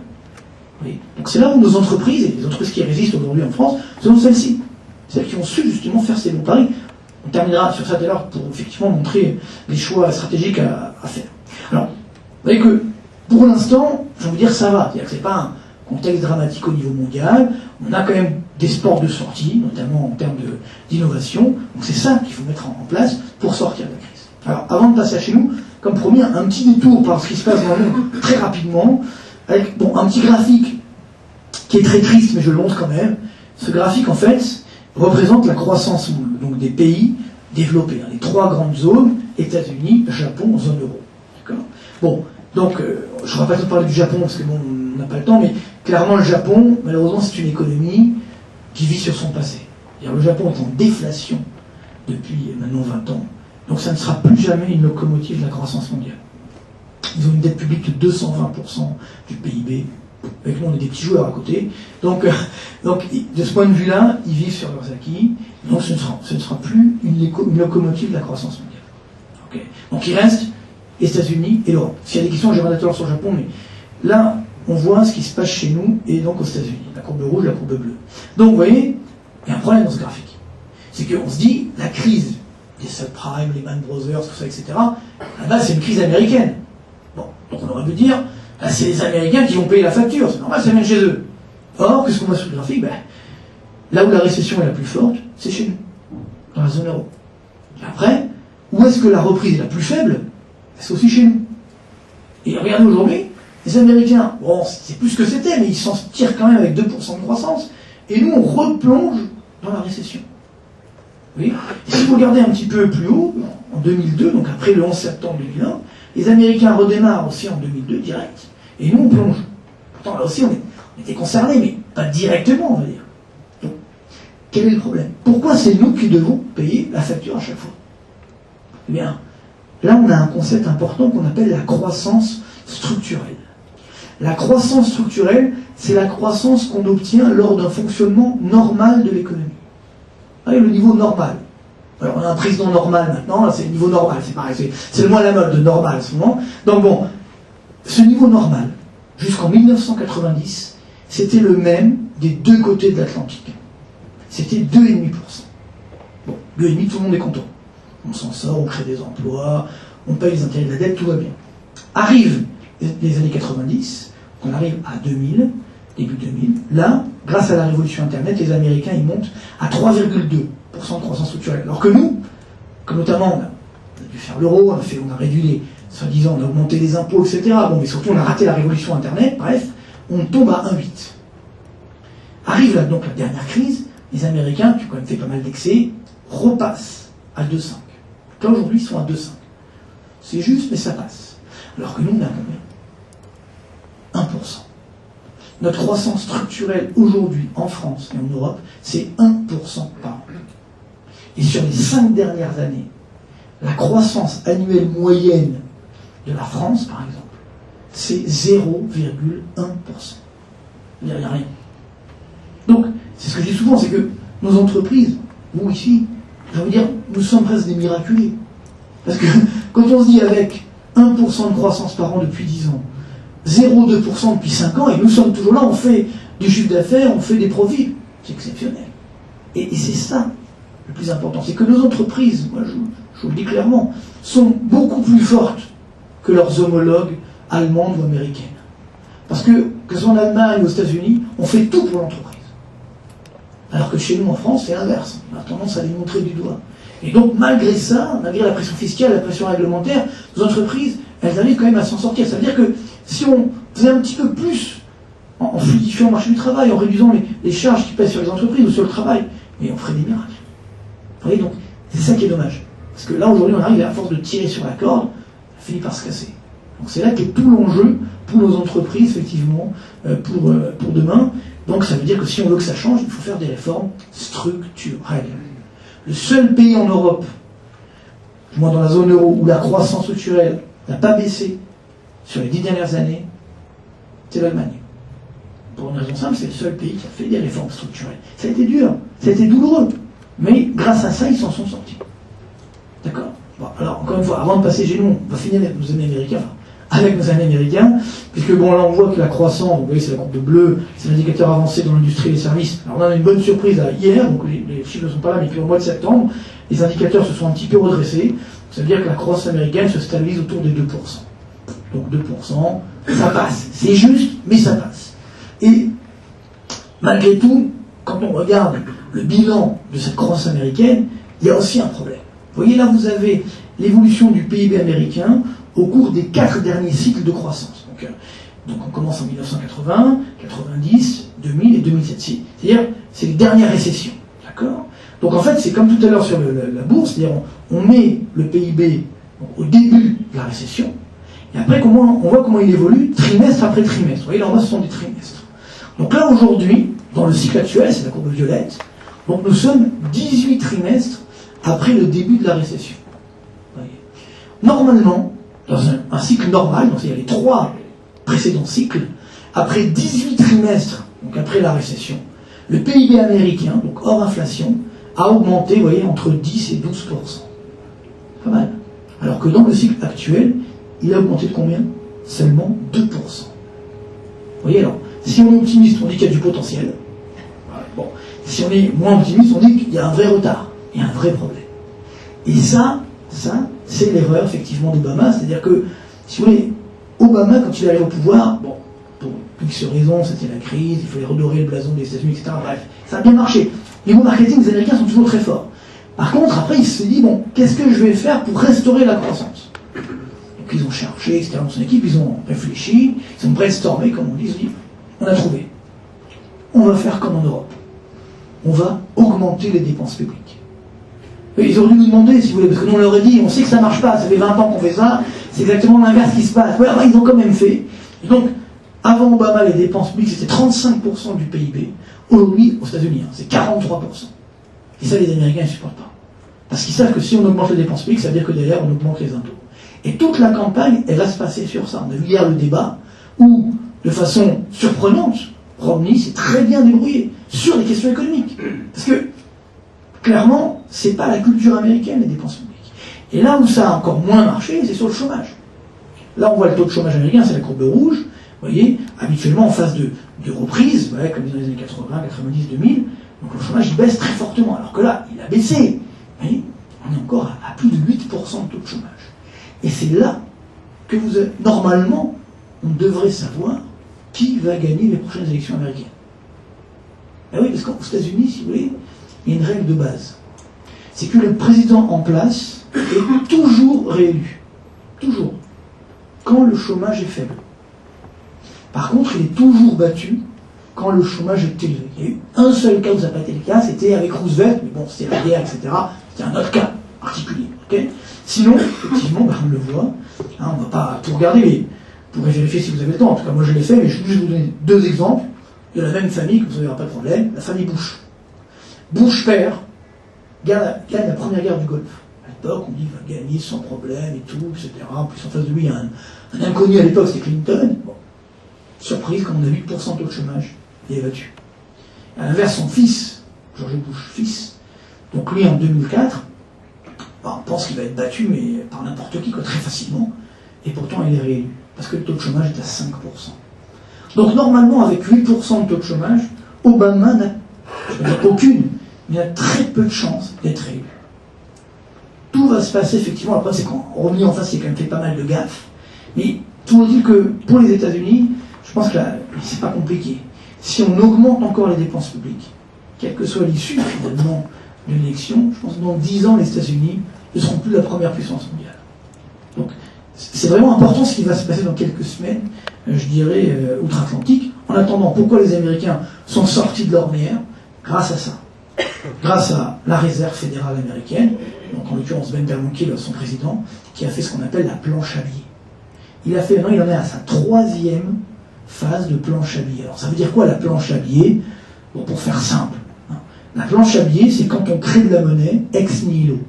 Normalement, pour créer de la monnaie, il faut avoir ce qu'on appelle des contreparties de la masse monétaire à l'actif de la Banque centrale, c'est-à-dire soit de l'or, des devises ou des titres. Une fois que vous avez ça, vous donnez l'autorisation aux banques de créer de la monnaie. Voilà, ça c'est la création normale. La planche à billets, ça veut dire que vous n'avez pas de contrepartie. Mais vous créez de la monnaie comme ça, ex nihilo. Et avec cette monnaie, avec cet argent, donc, imprimé, vous financez directement l'État américain. Donc l'avantage, il est double, c'est que l'État américain, son déficit, il est gratuit, là, pour le coup. Et en plus, ça fait baisser les taux d'intérêt, parce que l'État américain n'a pas à s'endetter sur les marchés. Donc les intérêts sont bas, et donc les entreprises se financent, etc. On voit aujourd'hui des entreprises américaines se financer à des taux incroyables. on a eu Texas Instruments, par exemple, il y a quelques semaines, c'est financé à un taux à 4 ans, à un taux de 0,75%. Vous vous rendez compte, c'est quand même une entreprise. Bon, Texas Instruments, c'est bien joli, mais c'est quand même une entreprise, il y a quand même des risques. 0,75% sur 4 ans. Et ça s'est vendu comme des petits pains. Vous voyez? Donc, pour vous dire, c'est que globalement, c'est grâce à ça que les Américains ont démarré. Sauf que maintenant, il y a un problème. C'est que quand on met trop d'essence dans le moteur se noie. Donc maintenant, on est dans ce qu'on appelle en économie une trappe à liquidité. C'est-à-dire que globalement, tout ce qu'on met, ça ne fait pas de croissance. Ça va faire des bas de laine, ça va faire de la spéculation sur le marché des matières premières, et ça ne va pas financer les entreprises. Ça, c'est l'erreur, donc il faudra faire très attention. Même les Américains sont quand même menacés. Alors, ils sont menacés par qui? Justement par nos amis chinois. On va les regarder rapidement. Hein. Alors bien sûr, ça ralentit aujourd'hui en Chine. On n'est plus qu'à 7,5% de croissance. C'est quand même pas mal, hein, 7,5%. Mais surtout, oui, l'erreur qu'on fait souvent sur la Chine, c'est qu'on oublie que sa dynamique n'est plus liée seulement à l'exportation. Hein, l'erreur, par exemple, en 2009, c'est que beaucoup d'économistes disaient la Chine, alors là, ils vont s'effondrer parce qu'il n'y a plus de croissance mondiale, donc ils sont morts. Ben non. Parce que le premier moteur de la Chine, c'est quoi? C'est la demande intérieure. Regardez les ventes au détail aujourd'hui en Chine, même si ça ralentit un peu, ils sont quand même à 13% de hausse. La consommation, l'investissement. Voyons. Bien sûr, ils ont besoin toujours d'exporter, mais ils ont compris que le vrai nerf de la guerre, c'est la demande intérieure. Donc c'est ce qui protège aujourd'hui les Chinois. Et vous voyez, quand on regarde sur longue période, on a le PIB chinois et indien, donc en bas de 191, évidemment hors inflation.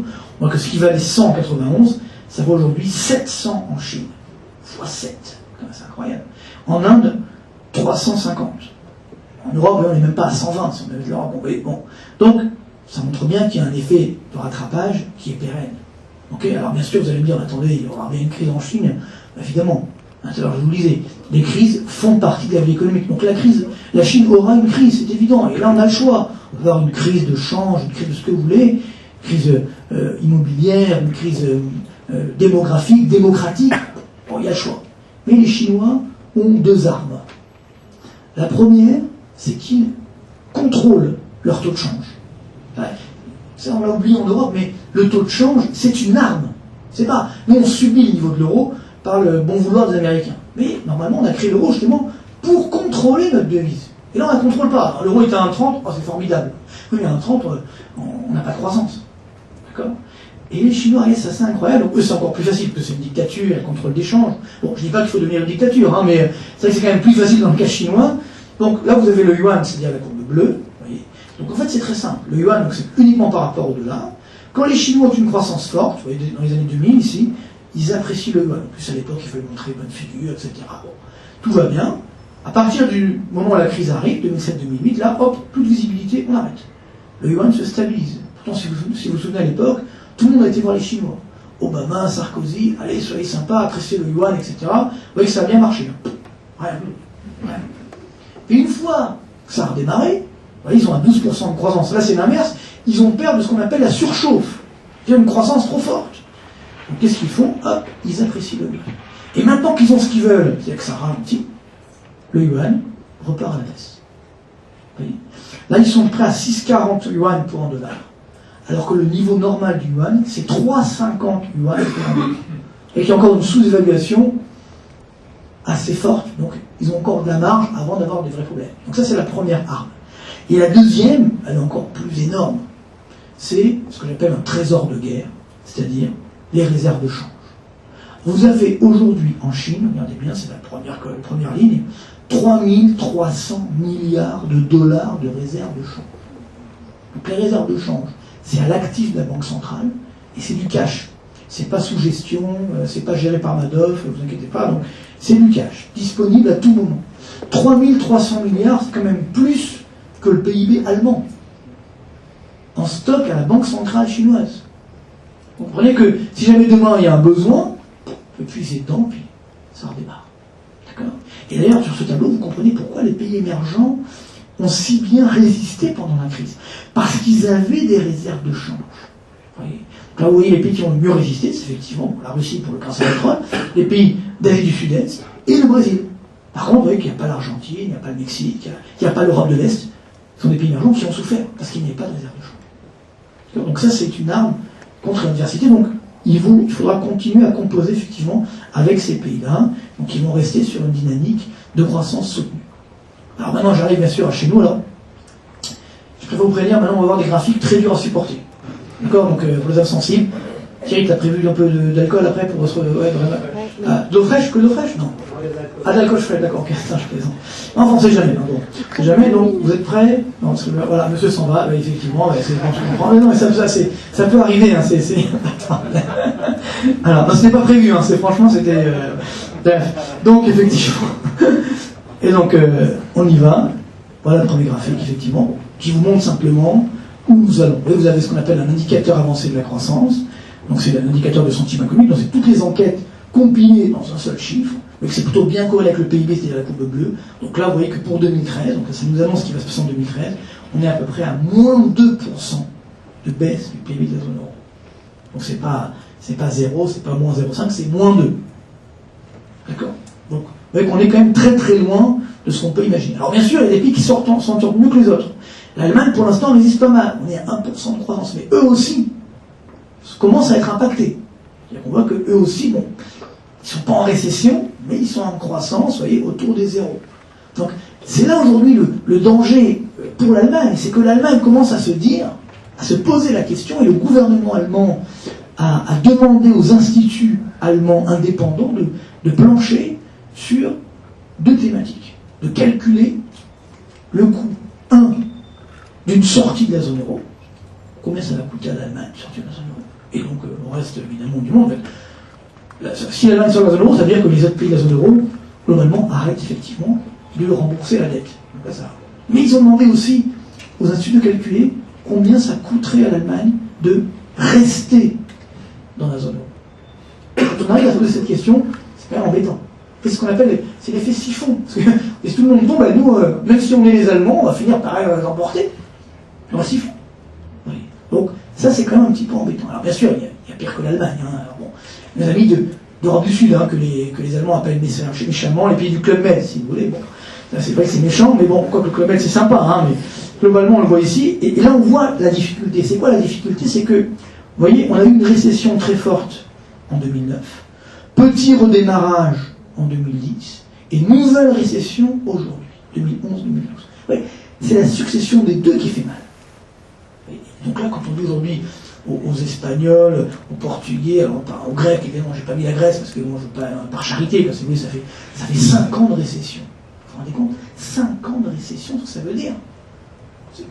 Déjà en France, on a eu 5 trimestres de croissance zéro. Bon, hein, déjà, on va mal, alors on a eu 5 ans de récession. Oui. Donc ça ne fonctionne pas. On ne peut pas dire à ces pays-là, il faut encore vous serrer la ceinture. Ils n'ont plus de ceinture, ça ne sert à rien. Globalement, donc il faut trouver une autre solution. Alors bien sûr, si je prends le cas de la Grèce, on a tout demandé aux Grecs, et c'est que les Grecs ont fait des bêtises, mais ils ont été aussi conciliants. Tout ce qu'on leur a demandé, ils l'ont fait. Hein, ils ont même changé leur Premier ministre. C'est quand même incroyable. Hein. Bon, ils l'ont viré. Hein. Alors, c'est vrai qu'il avait un nom prédestiné, si vous voulez, parce qu'il s'appelait Papandréou. Vous savez, à force d'écrire le nom Papandréou, j'ai découvert que l'anagramme, c'est-à-dire prenez les mêmes lettres, le Papandréou, ça fait, regardez, n'a pas d'euro. Ah, c'est incroyable, hein? Allez, bah, on s'amuse comme on peut quand on est économiste, hein, je suis désolé, hein, on trouve un peu de fun, sinon c'est trop triste, mais donc bon. Donc, toujours est-il que, malgré ça, effectivement, donc on a bon, maintenant tout va bien a priori, mais ce que vous devez savoir, c'est qu'aujourd'hui la Grèce ne s'endette pas sur les marchés. C'est-à-dire c'est nous, les autres pays, notamment la France, nous nous endettons à sa place, et après on nous reprête de l'argent, à un taux de 4,5%. On se prend une petite marge au passage, logique, mais 4,5%, c'est gérable.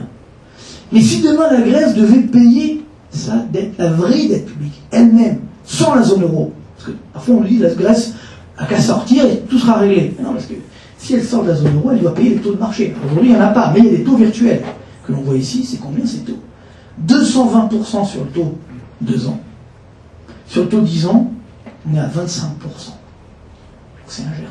Ce n'est pas possible. Il faut voir pourquoi la Grèce ne peut pas sortir de la zone euro. Et puis surtout, si elle sort, après il y a un effet domino. Vous voyez, l'Italie, l'Espagne, le Portugal, ils ont des taux d'intérêt aujourd'hui, alors ça baissote un petit peu, mais on est encore autour des 5 à 6% pour l'Italie et la Grèce. L'Italie et l'Espagne. Donc, rappelez-vous tout à l'heure la règle que je vous évoquais. Quand vous avez 6% de taux d'intérêt, Ça veut dire qu'il vous faut 6% de croissance en valeur, c'est-à-dire avec l'inflation, pour au moins payer les intérêts. Alors là, on n'a pas 6% de croissance, on est en récession. Donc même 6%, c'est énorme, c'est insupportable. Oui. Donc, la BCE, elle a aidé, mais c'est insuffisant. C'est vrai que la BCE, heureusement, on a changé de président, on a Mario Draghi, on l'appelle Super Mario d'ailleurs maintenant. C'est vrai que globalement, il a fait du bon boulot. Il a déjà sauvé à 2 reprises la zone euro, au mois de décembre de l'année dernière, où il a prêté donc aux banques un niveau illimité à 1% pendant 3 ans. Donc là, ça fait un peu de grain à moudre aux banques, même si avec ça, elles ont acheté des bons du trésor, elles ont pas exploité des entreprises, mais ça leur permis de sortir un petit peu de l'ornière. Et là, dernièrement, il a dit qu'il pourrait acheter en quantité illimitée des obligations de l'État espagnol, italien, etc. Et tout le monde dit « Ah, c'est formidable ».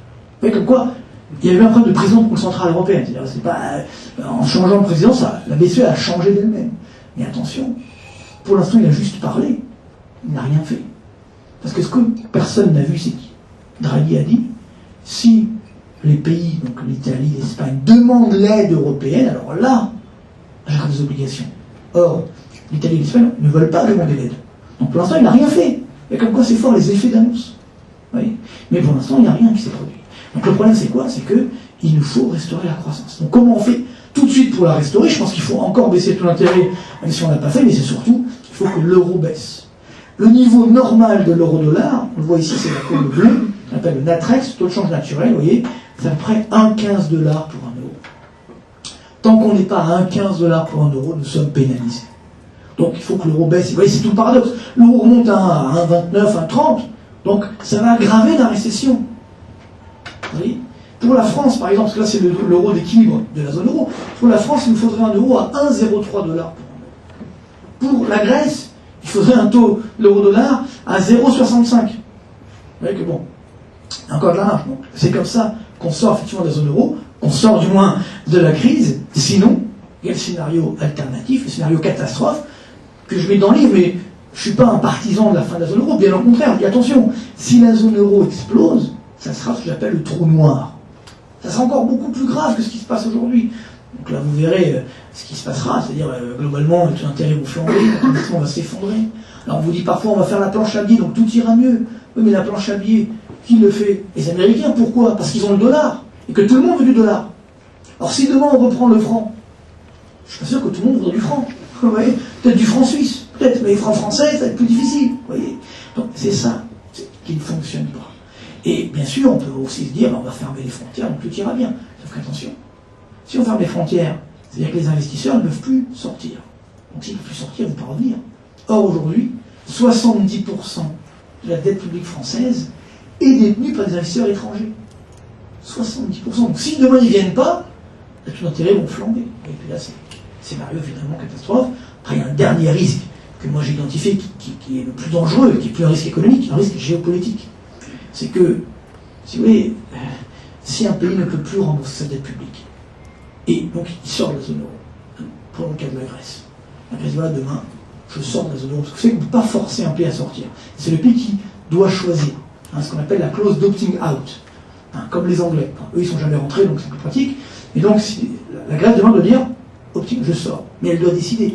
Si elle fait ça, derrière, évidemment, vous croyez qu'elle ne va pas nous faire cadeau. Donc elle a dit, je fais ça, mais je ne rembourse pas la dette publique. C'est là où le problème. C'est que les pays européens, euro-hollandais, plus précisément, détiennent 300 milliards d'euros de dette grecque. La France détient 60 milliards. Quand je dis la France, c'est l'État français. 60 milliards de dette grecque. C'est-à-dire demain, la Grèce dit ciao, et donc globalement, on paie 60 milliards d'euros, 3% du PIB. En 5 minutes, et ce public qui prend 3%. Ça fait des ordres. Et c'est là où à ce moment-là, un pays qui fait ça, on va dire, il va se mettre au banc des nations. Sauf s'il trouve ce qu'on appelle un chevalier blanc. C'est-à-dire un investisseur ou un pays qui accepte de financer. Donc qui peut jouer ce rôle aujourd'hui? Ça peut être l'Allemagne, mais l'Allemagne ne veut plus. Donc, il ne reste plus que la Chine. Et là, bien sûr, si la Chine met un pas, voire 2 en Europe, je ne pense pas que les Européens ou les Américains vont laisser faire. Donc là, il y a des tensions géopolitiques très graves. Vous voyez que d'une crise économique, ça peut vraiment dévier sur des problèmes beaucoup plus dramatiques. Donc, la solution, elle est dans la baisse de l'euro, une meilleure gouvernance de la zone euro, et donc dans un redémarrage ensuite, avec bien sûr, pour la France, je vais même vous montrer la France, c'est toujours un peu dur à supporter, donc vous avez compris, croissance zéro, c'est pas la récession, mais c'est quand même zéro, l'investissement qui baisse, la consommation qui n'est pas folichonne, et vous voyez, là c'est l'indicateur avancé de la conjoncture en France, on va, vous voyez, pour l'année prochaine, c'est pas 0,8, c'est moins 1,5. Bon, alors c'est pas fini, on peut s'améliorer, mais c'est quand même pas 0,8. Dans le meilleur des cas, ce sera 0. Donc on n'aura pas du tout les recettes fiscales escomptées. D'accord ? Donc ça, c'est quand même effectivement embêtant. Après, bon, on a été dégradé, mais pour l'instant, c'est pas grave. Quand on sera dégradé plus fortement, là, ça peut être effectivement assez douloureux. Et donc, nous, Français, notre problème, il est double, c'est qu'on a ce qu'on appelle les twin déficits, les déficits jumeaux. Déficit extérieur, 75 milliards d'euros. C'est là où, parce que, bon, vous savez que le Camplic n'a pas forcément regardé, mais la semaine dernière, quand le gouvernement a présenté son budget, et donc l'année prochaine, il dit on va faire 0,8% de croissance. Alors on dit mais comment vous allez faire? Ah, là c'est pas compliqué, parce que on va exporter plus.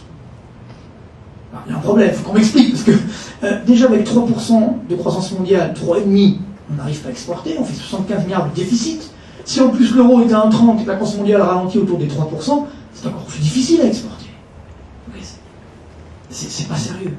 Donc là, on a des problèmes, effectivement, qui sont structurels. Et puis, bien sûr, deuxième déficit public.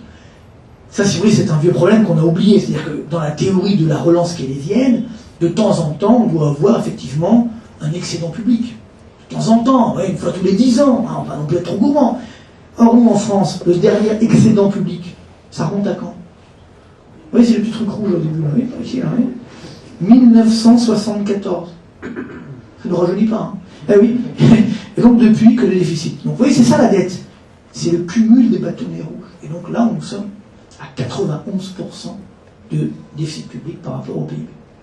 De dette publique par rapport au PIB. Et donc l'année prochaine, en 2013, je l'annonce en exclusivité, d'ailleurs ça sera mon prochain livre, enfin, on en reparlera, sorti l'année prochaine, nous allons atteindre 100% de dette publique par rapport au PIB. 100%. Et ça marque les esprits. Alors comment on en est arrivé là? Comment on peut s'en sortir? C'est clair qu'on aura des difficultés. Alors, je vais vous donner juste une recette qui est complètement à contre-courant de ce qui se fait aujourd'hui, mais c'est pas grave, je la donne quand même. Pour moi, pour relancer l'Europe, je vous l'ai dit, il faut un euro plus faible, une gouvernance économique européenne, un fédéralisme européen, et puis donc, surtout pour la France, il faut, le seul moyen, c'est de baisser les impôts. C'est-à-dire aujourd'hui, quand on regarde la pression fiscale par rapport au PIB en France, qu'on la compare à la moyenne de la zone euro, on a un trop-plein fiscal de 70 milliards d'euros. Enfin, 70 milliards. Vous voyez que nous, on fait l'inverse. Hein. Vous avez noté quand même qu'on veut les augmenter. Et en plus, soyons sérieux. Si j'augmente mes impôts, mon taux d'imposition, qu'est-ce qui va se passer? Parce que là, le gouvernement dit, pour l'année prochaine, en augmentant mon taux d'imposition, je vais récupérer 24 milliards d'euros. Bon, quand même, c'est un problème qu'on apprend en première année d'économie, ça. C'est-à-dire que, en fait, c'est simple. Quand vous augmentez votre taux d'imposition, vous cassez la croissance, vous la réduisez. Donc mécaniquement, vous réduisez l'assiette fiscale. Donc le gâteau, si vous voulez, se réduit. Donc même si vous prenez plus, mais sur un gâteau plus petit, en fait, vous n'aurez pas 24 milliards d'euros supplémentaires de recettes, mais peut-être 14, peut-être 10. Vous voyez, ça va dépendre de l'ampleur de la récession. Mais on a l'impression que c'est comme ça. Non, il faut baisser les impôts, baisser les charges de l'entreprise. Et bien sûr, vous allez me dire, si on fait ça, comment on va réduire le déficit? Il faut aussi baisser les dépenses. La dépense publique aujourd'hui représente 56,3% du PIB. Moi, ce qui m'a paru incroyable la semaine dernière, quand on a sorti le budget, tout le monde a trouvé ça normal. Le gouvernement a dit, voilà, je vais stabiliser la dépense publique à 56,3%. Bah oui, c'est bien. Attendez, mais on est où là? 56% du PIB. D'ailleurs, qui est un résultat de Sarkozy, donc c'est même pas un problème de droite-gauche. C'est que c'est structuré en France. On ne veut pas baisser la dépense publique. Or, c'est ce qu'il faut faire. Le niveau normal de dépense publique, au niveau de la zone euro, c'est 49%. En Allemagne, c'est 45%. En Espagne, c'est 43%. Voilà, alors vous allez me dire, on va pas baisser les dépenses sociales. Bien sûr que non, c'est pas le moment. Par contre, on peut baisser des dépenses qui ne font pas de mal, notamment les dépenses de fonctionnement. Dépenses de fonctionnement de la puissance publique au sens large augmente de 10 milliards d'euros par an depuis 10 ans. 100 milliards d'euros de hausse. Alors quand je dis ça, on me dit non mais pourquoi vous dites ça? C'est pas moi qui l'ai inventé, c'est officiel. Les chiffres de l'INSEE, l'INSEE.fr, c'est ouvert, tout le monde y a accès. Oui. Donc voilà malheureusement le problème qui fait que Nous n'y sommes pas. Donc voilà la recette, c'est vrai que ça fait 10 ans que je le demande à nos dirigeants qui n'en tiennent pas compte. On finira bien par en tenir compte, moi j'espère. Et donc pour nous, entreprises, qu'est-ce qu'on fait? Alors, déjà, un premier point un petit peu inquiétant, c'est quand on voit le CAC 40, nos grandes entreprises, on voit qu'il y a une désaffection des investisseurs par rapport à nos grandes entreprises. Pourtant, pour dire le CAC 40, 80% du profit est fait à l'étranger, donc c'est pas un problème français, mais si, regardez par rapport aux homologues mondiaux, nous sommes derniers depuis 2009. Et loin derrière, rien quand vous regardez le DAX, on est loin derrière. Et donc pour nos entreprises, qu'est-ce qu'il faut faire? C'est pas compliqué. Il faut mettre en place constamment des stratégies anti-crise. Alors, il y en a plusieurs, bien entendu. Moi, j'en favorise 3. D'abord, les stratégies de niche, sur des produits, des services qu'on est les seuls à faire, et pour lesquels on a un savoir-faire. Et il faut le faire savoir. Et il faut communiquer. C'est important de communiquer sur ces niches. Sinon, on ne crée pas le besoin, on ne crée pas la demande. 2, les stratégies de R&D. J'en ai parlé, d'innovation. Pour avoir constamment un train d'avance pour l'innovation. Sinon, demain, c'est les Chinois qui l'auront. Et enfin, 3, une stratégie de développement à l'international pour profiter d'une croissance mondiale qui, effectivement, sera forte. Si on a ces 3 stratégies, avec évidemment un service d'excellence, la transparence dans l'entreprise, à l'intérieur, à l'extérieur, pour que les salariés soient bien dans leur basket, ce que j'appelle l'intrapreneuriat. Si on arrive à faire ça, alors à ce moment-là, la croissance reviendra. Je vais m'arrêter maintenant, mais c'est vrai que la croissance, encore une fois, ce n'est pas une fin en soi.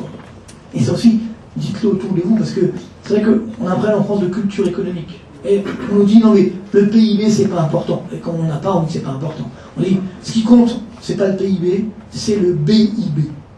Mais c'est pas le BIB, c'est le bonheur intérieur brut. Au moins en France, on est heureux. Bon, ça c'est vrai. Encore faut-il le rester. Ah oui, et puis, généralement, pour avoir un peu de BIB, il faut un peu de PIB avant quoi. Ce que je veux dire, c'est le cas de le dire. Donc, c'est ça qu'on oublie. Et vraiment, on a besoin de le dire à nos salariés autour de nous, si vous voulez. C'est que plus de croissance n'est pas une fin en soi. Plus de croissance, ça veut dire plus d'emplois. Il n'y a pas d'emploi sans croissance. Faut arrêter. Pour baisser le chemin, je dois créer des emplois aidés. Mais ça ne marche pas. C'est 30 ans qu'on fait ça. Ça ne marche pas. Il nous faut la croissance. Donc, plus de croissance, ça veut dire plus d'emplois. Plus d'emplois, ça veut dire plus de revenus. Plus de revenus, ça veut dire plus de consommation, plus d'investissement, plus de business pour nous aussi. On se le souhaite de façon collective. Et donc, s'il y a plus de business, plus d'investissement, plus de consommation, plus d'emplois, et donc tout simplement plus de réalisation économique. Et donc, puisque c'est le mot à la mode en ce moment, et donc tout simplement plus de bien-être économique. Du moins, c'est tout le mal que je nous souhaite. C'est tout le mal que je vous souhaite. Merci beaucoup.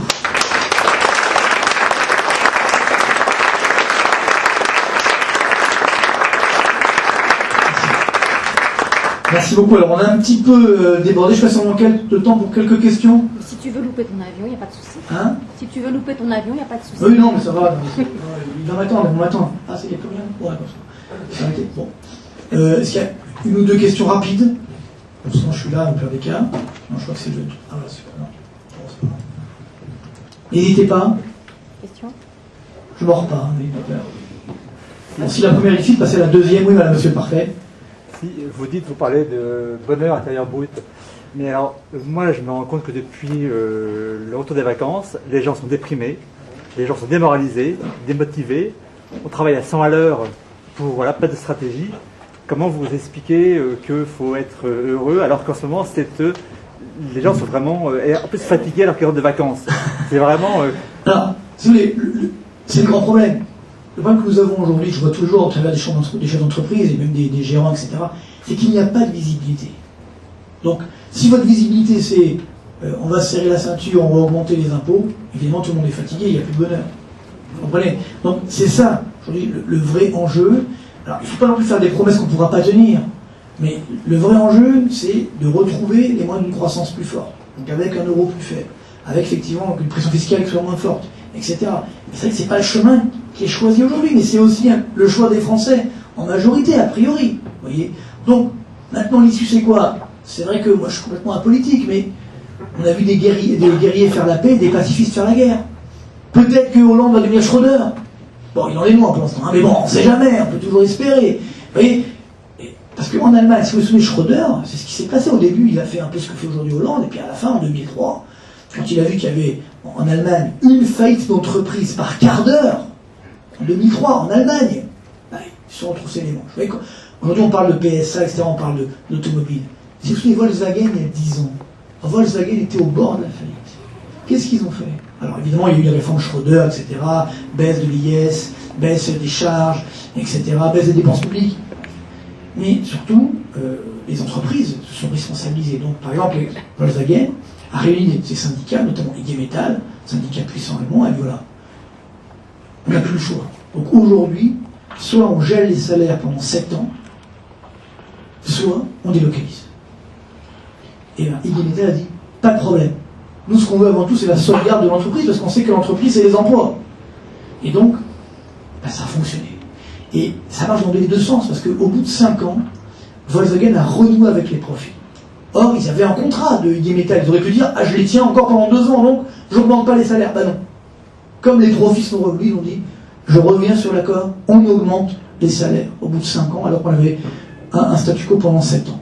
Vous voyez, ça va dans les deux sens. C'est ça le plus important aujourd'hui, c'est de retrouver une cohésion sociale en France, de lutter contre la lutte des classes. Parce que c'est ça qui fait du mal, c'est ce concept de lutte des classes. Vous voyez, quand on voit le ministre du développement productif, un truc comme ça, bref, un nom très sympa. C'est quand même un altermondialiste qu'on met au ministère de l'Industrie quand même, hein. Bon, c'est quand même bizarre, mais bon, admettons. Qui nous dit que en fait les problèmes de PSA c'est à cause de la famille Peugeot, bon, c'est quand même limite. Vous voyez, au lieu de calmer le jeu, ils mettent l'huile sur le feu entre les dirigeants et les entreprises. Et les salariés. Non. Vous voyez, il faut responsabiliser ce que j'appelle la notion d'intrapreneuriat, c'est-à-dire, ça passe par une meilleure culture économique. Il faut donner de la culture économique aux Français. C'est vrai, chez toutes ces conférences, etc., ou les médias et autres, mais c'est chez vous que ça se passe, dans les entreprises que ça se passe, au quotidien que ça se passe. Et là, à ce moment-là, je ne dis pas que le bonheur va revenir en claquant dans les doigts. Non, mais avant le bonheur, il faut de la croissance. Tant qu'il n'y a pas de croissance, il n'y a pas d'emploi. Donc là, pour l'instant, on ne peut pas avoir du bonheur parce qu'il n'y a pas de croissance. Il n'y a pas de visibilité. Donc c'est là, effectivement, qui est tout l'enjeu. Oui, monsieur. Dernière question pour monsieur. Vous n'avez rien dit ce soir sur le débat qui émerge sur la notion du coût du travail, en moment sur le thème du coût du travail. Et deuxième question corollaire, quel est votre avis sur l'impact du coût du travail des pays émergents et l'impact de ce coût du travail dans les pays industrialisés aujourd'hui? Alors, j'en ai parlé un petit peu tout à l'heure, effectivement. C'est évident que le coût du travail aujourd'hui en France est un frein à la création d'emplois. Il ne faut pas se leurrer. Quand vous prenez par exemple les coûts salariaux unitaires, donc c'est-à-dire avec la productivité, entre la France et l'Allemagne, il y a 10 ans, les Allemands coûtaient 20% plus que nous. Ils coûtaient plus cher que nous. Aujourd'hui, ils coûtent le même prix. Vous voyez? Mais finalement, ils ont une dynamique qui est beaucoup plus forte. Donc c'est pourquoi ils gagnent des parts de marché, alors que nous, on en perd. Vous voyez, donc c'est ça le problème, c'est qu'on ne peut pas demander aujourd'hui de baisser le coût du travail au niveau chinois. Alors ça n'a pas de sens, vous comprenez? Et puis si on attend que les Chinois arrivent à notre coût du travail, et si on attend que les Chinois ils passent aux 35 heures, il y a de la marge, hein, mais ce que je veux dire, ça ne va pas se faire demain. Ouais, donc on ne peut pas attendre ça. Donc il y a deux solutions. Déjà, il faut effectivement réduire les charges qui pèsent sur le travail, tout simplement. Mais là j'entends aujourd'hui, on me dit, on va faire ça, mais pour compenser, on va augmenter la CSG. Mais il faut arrêter. La CSG, je vous rappelle que c'était un impôt temporaire, hein, créé par Michel Rocard en 1990. Ouais, temporaire qui dure, hein, bref. Donc, si vous enlevez à Paul pour donner à Jacques ou inversement, quel est l'intérêt? Donc non, il faut effectivement baisser tout simplement sans augmenter notre impôt. Donc ça veut dire qu'il faut en même temps baisser les dépenses publiques, notamment de fonctionnement. Et là, on a un problème de courage politique que nous n'avons pas. Et encore une fois, moi ça fait 10-15 ans que je pratique les milieux politiques. Droite-gauche, c'est le même problème. On n'a pas ce courage de dire on baisse la dépense. Mais pas on la stabilise, on la baisse. Et ça, pourquoi? Parce que ça commence par ceux qui votent les lois. Ils ne vont pas se couper un bras ou une jambe, parce que c'est leur gagne-pain, si vous voulez. Et même les économistes aujourd'hui que l'on voit, globalement, comme ils sont tous dépendants plus ou moins de la dépense publique, ils n'osent pas dire ça. On le voit bien. Ils vont vous parler des impôts, des machins, qu'est-ce qu'il faut augmenter, qu'est-ce qui va coûter moins cher, la TVA sociale, tout ça. Mais non, mais il faut arrêter, je vous l'ai dit là. On a une des pressions fiscales les plus élevées du monde. Donc elle n'est pas là la solution. Sauf qu'il faut la baisser. Le travail, il faut effectivement le baisser. Et sans augmenter d'autres charges. Sinon, on n'a rien gagné. Et là, comment vous faites pour réduire le coût du travail, les charges sur les entreprises, tout en même temps en réduisant les dépenses de l'État, alors qu'elle est déjà en déficit qu'il faut qu'elle rembourse? Non, c'est très simple. Les dépenses de fonctionnement, je l'ai dit, augmentent de 10 milliards d'euros par an. C'est-à-dire que juste sur ça, on gagne déjà 10 milliards d'euros, et encore, ça c'est juste sur une année, et sur 10 ans, ça fait 100 milliards.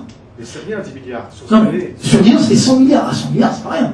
100 milliards, non mais si vous voulez, on a un pactole, entre guillemets, on a une cagnotte, pour prendre un vieux terme, bref, où globalement, on pourrait baisser aujourd'hui les dépenses publiques d'au moins, sans faire de casse, d'au moins 30 milliards sur une année. Mais pour ça, il faut supprimer ce qu'on appelle le millefeuille. Vous savez, depuis l'Élysée, Matignon, les ministères, l'Assemblée, le Sénat, les régions, les cantons, les communes, etc., les départements. On peut enlever quelques tranches du millefeuille, on met un peu de crème et ça ne se verra pas, vous voyez ce que je veux dire. Donc, mais ça, il faut un courage. Enfin, un courage politique très fort. Il faut même une union nationale, ce qu'ont fait un peu les Allemands d'ailleurs, de ce point de vue-là. Et là, on ne l'a pas du tout, parce qu'on se tire constamment dans les pattes. Vous voyez, et puis on n'a pas le courage, effectivement, de l'annoncer. Donc elle est là, la recette à court terme, elle est là. Après, on fera d'autres réformes sur la santé, etc. Oui, ça, on les fera, mais doucement, doucement, d'accord? Il faut aller progressif. Si effectivement, on arrive à ça, alors là, effectivement, on sauve la France. Donc c'est ça, je vais m'arrêter là. Vraiment, je souhaite, j'espère qu'on arrivera à retrouver une vraie politique à l'échelle de la France et de la zone euro, parce qu'il faut sauver la zone euro, sinon ce sera effectivement extrêmement douloureux. Sinon, il y a le scénario catastrophe, effectivement, vous verrez à la fin du livre, j'espère qu'il n'y arrivera pas, mais c'est vrai que globalement, je fais ça aussi pour un peu alerter, et pour dire, attention, aujourd'hui, c'est un peu le rôle de l'économiste, on n'est pas loin de la fin de l'histoire, donc il faut faire attention à ne pas se tromper. On n'a pas vu l'union monétaire réussir, ou non perdurer, sans union politique. Donc il faudra effectivement y arriver à ce point de vue-là, et ça passe aussi par une responsabilisation des Français. J'étais il y a encore 15 jours, là je fais une conférence à frontière franco-allemande avec des Français et des Allemands. J'ai rarement entendu des Allemands être aussi virulents à notre égard. Ça c'est dangereux. Parce que les Allemands nous disent, écoutez, nous on a fait le boulot, on a tenu nos engagements, et vous avez fait quoi les Français? Rien. Continuez d'augmenter la dépense publique, c'est pas sérieux. Donc il faut retrouver ce coup de franco-allemand, et comme ça, effectivement, on sauvera la zone euro, on restaurera la croissance, et donc nous serons tous, en tout cas je l'espère ici, collectivement, des gagnants de ces multiples crises. Du moins, encore une fois, c'est tout ce que je vous souhaite. Merci beaucoup et à très bientôt. Merci.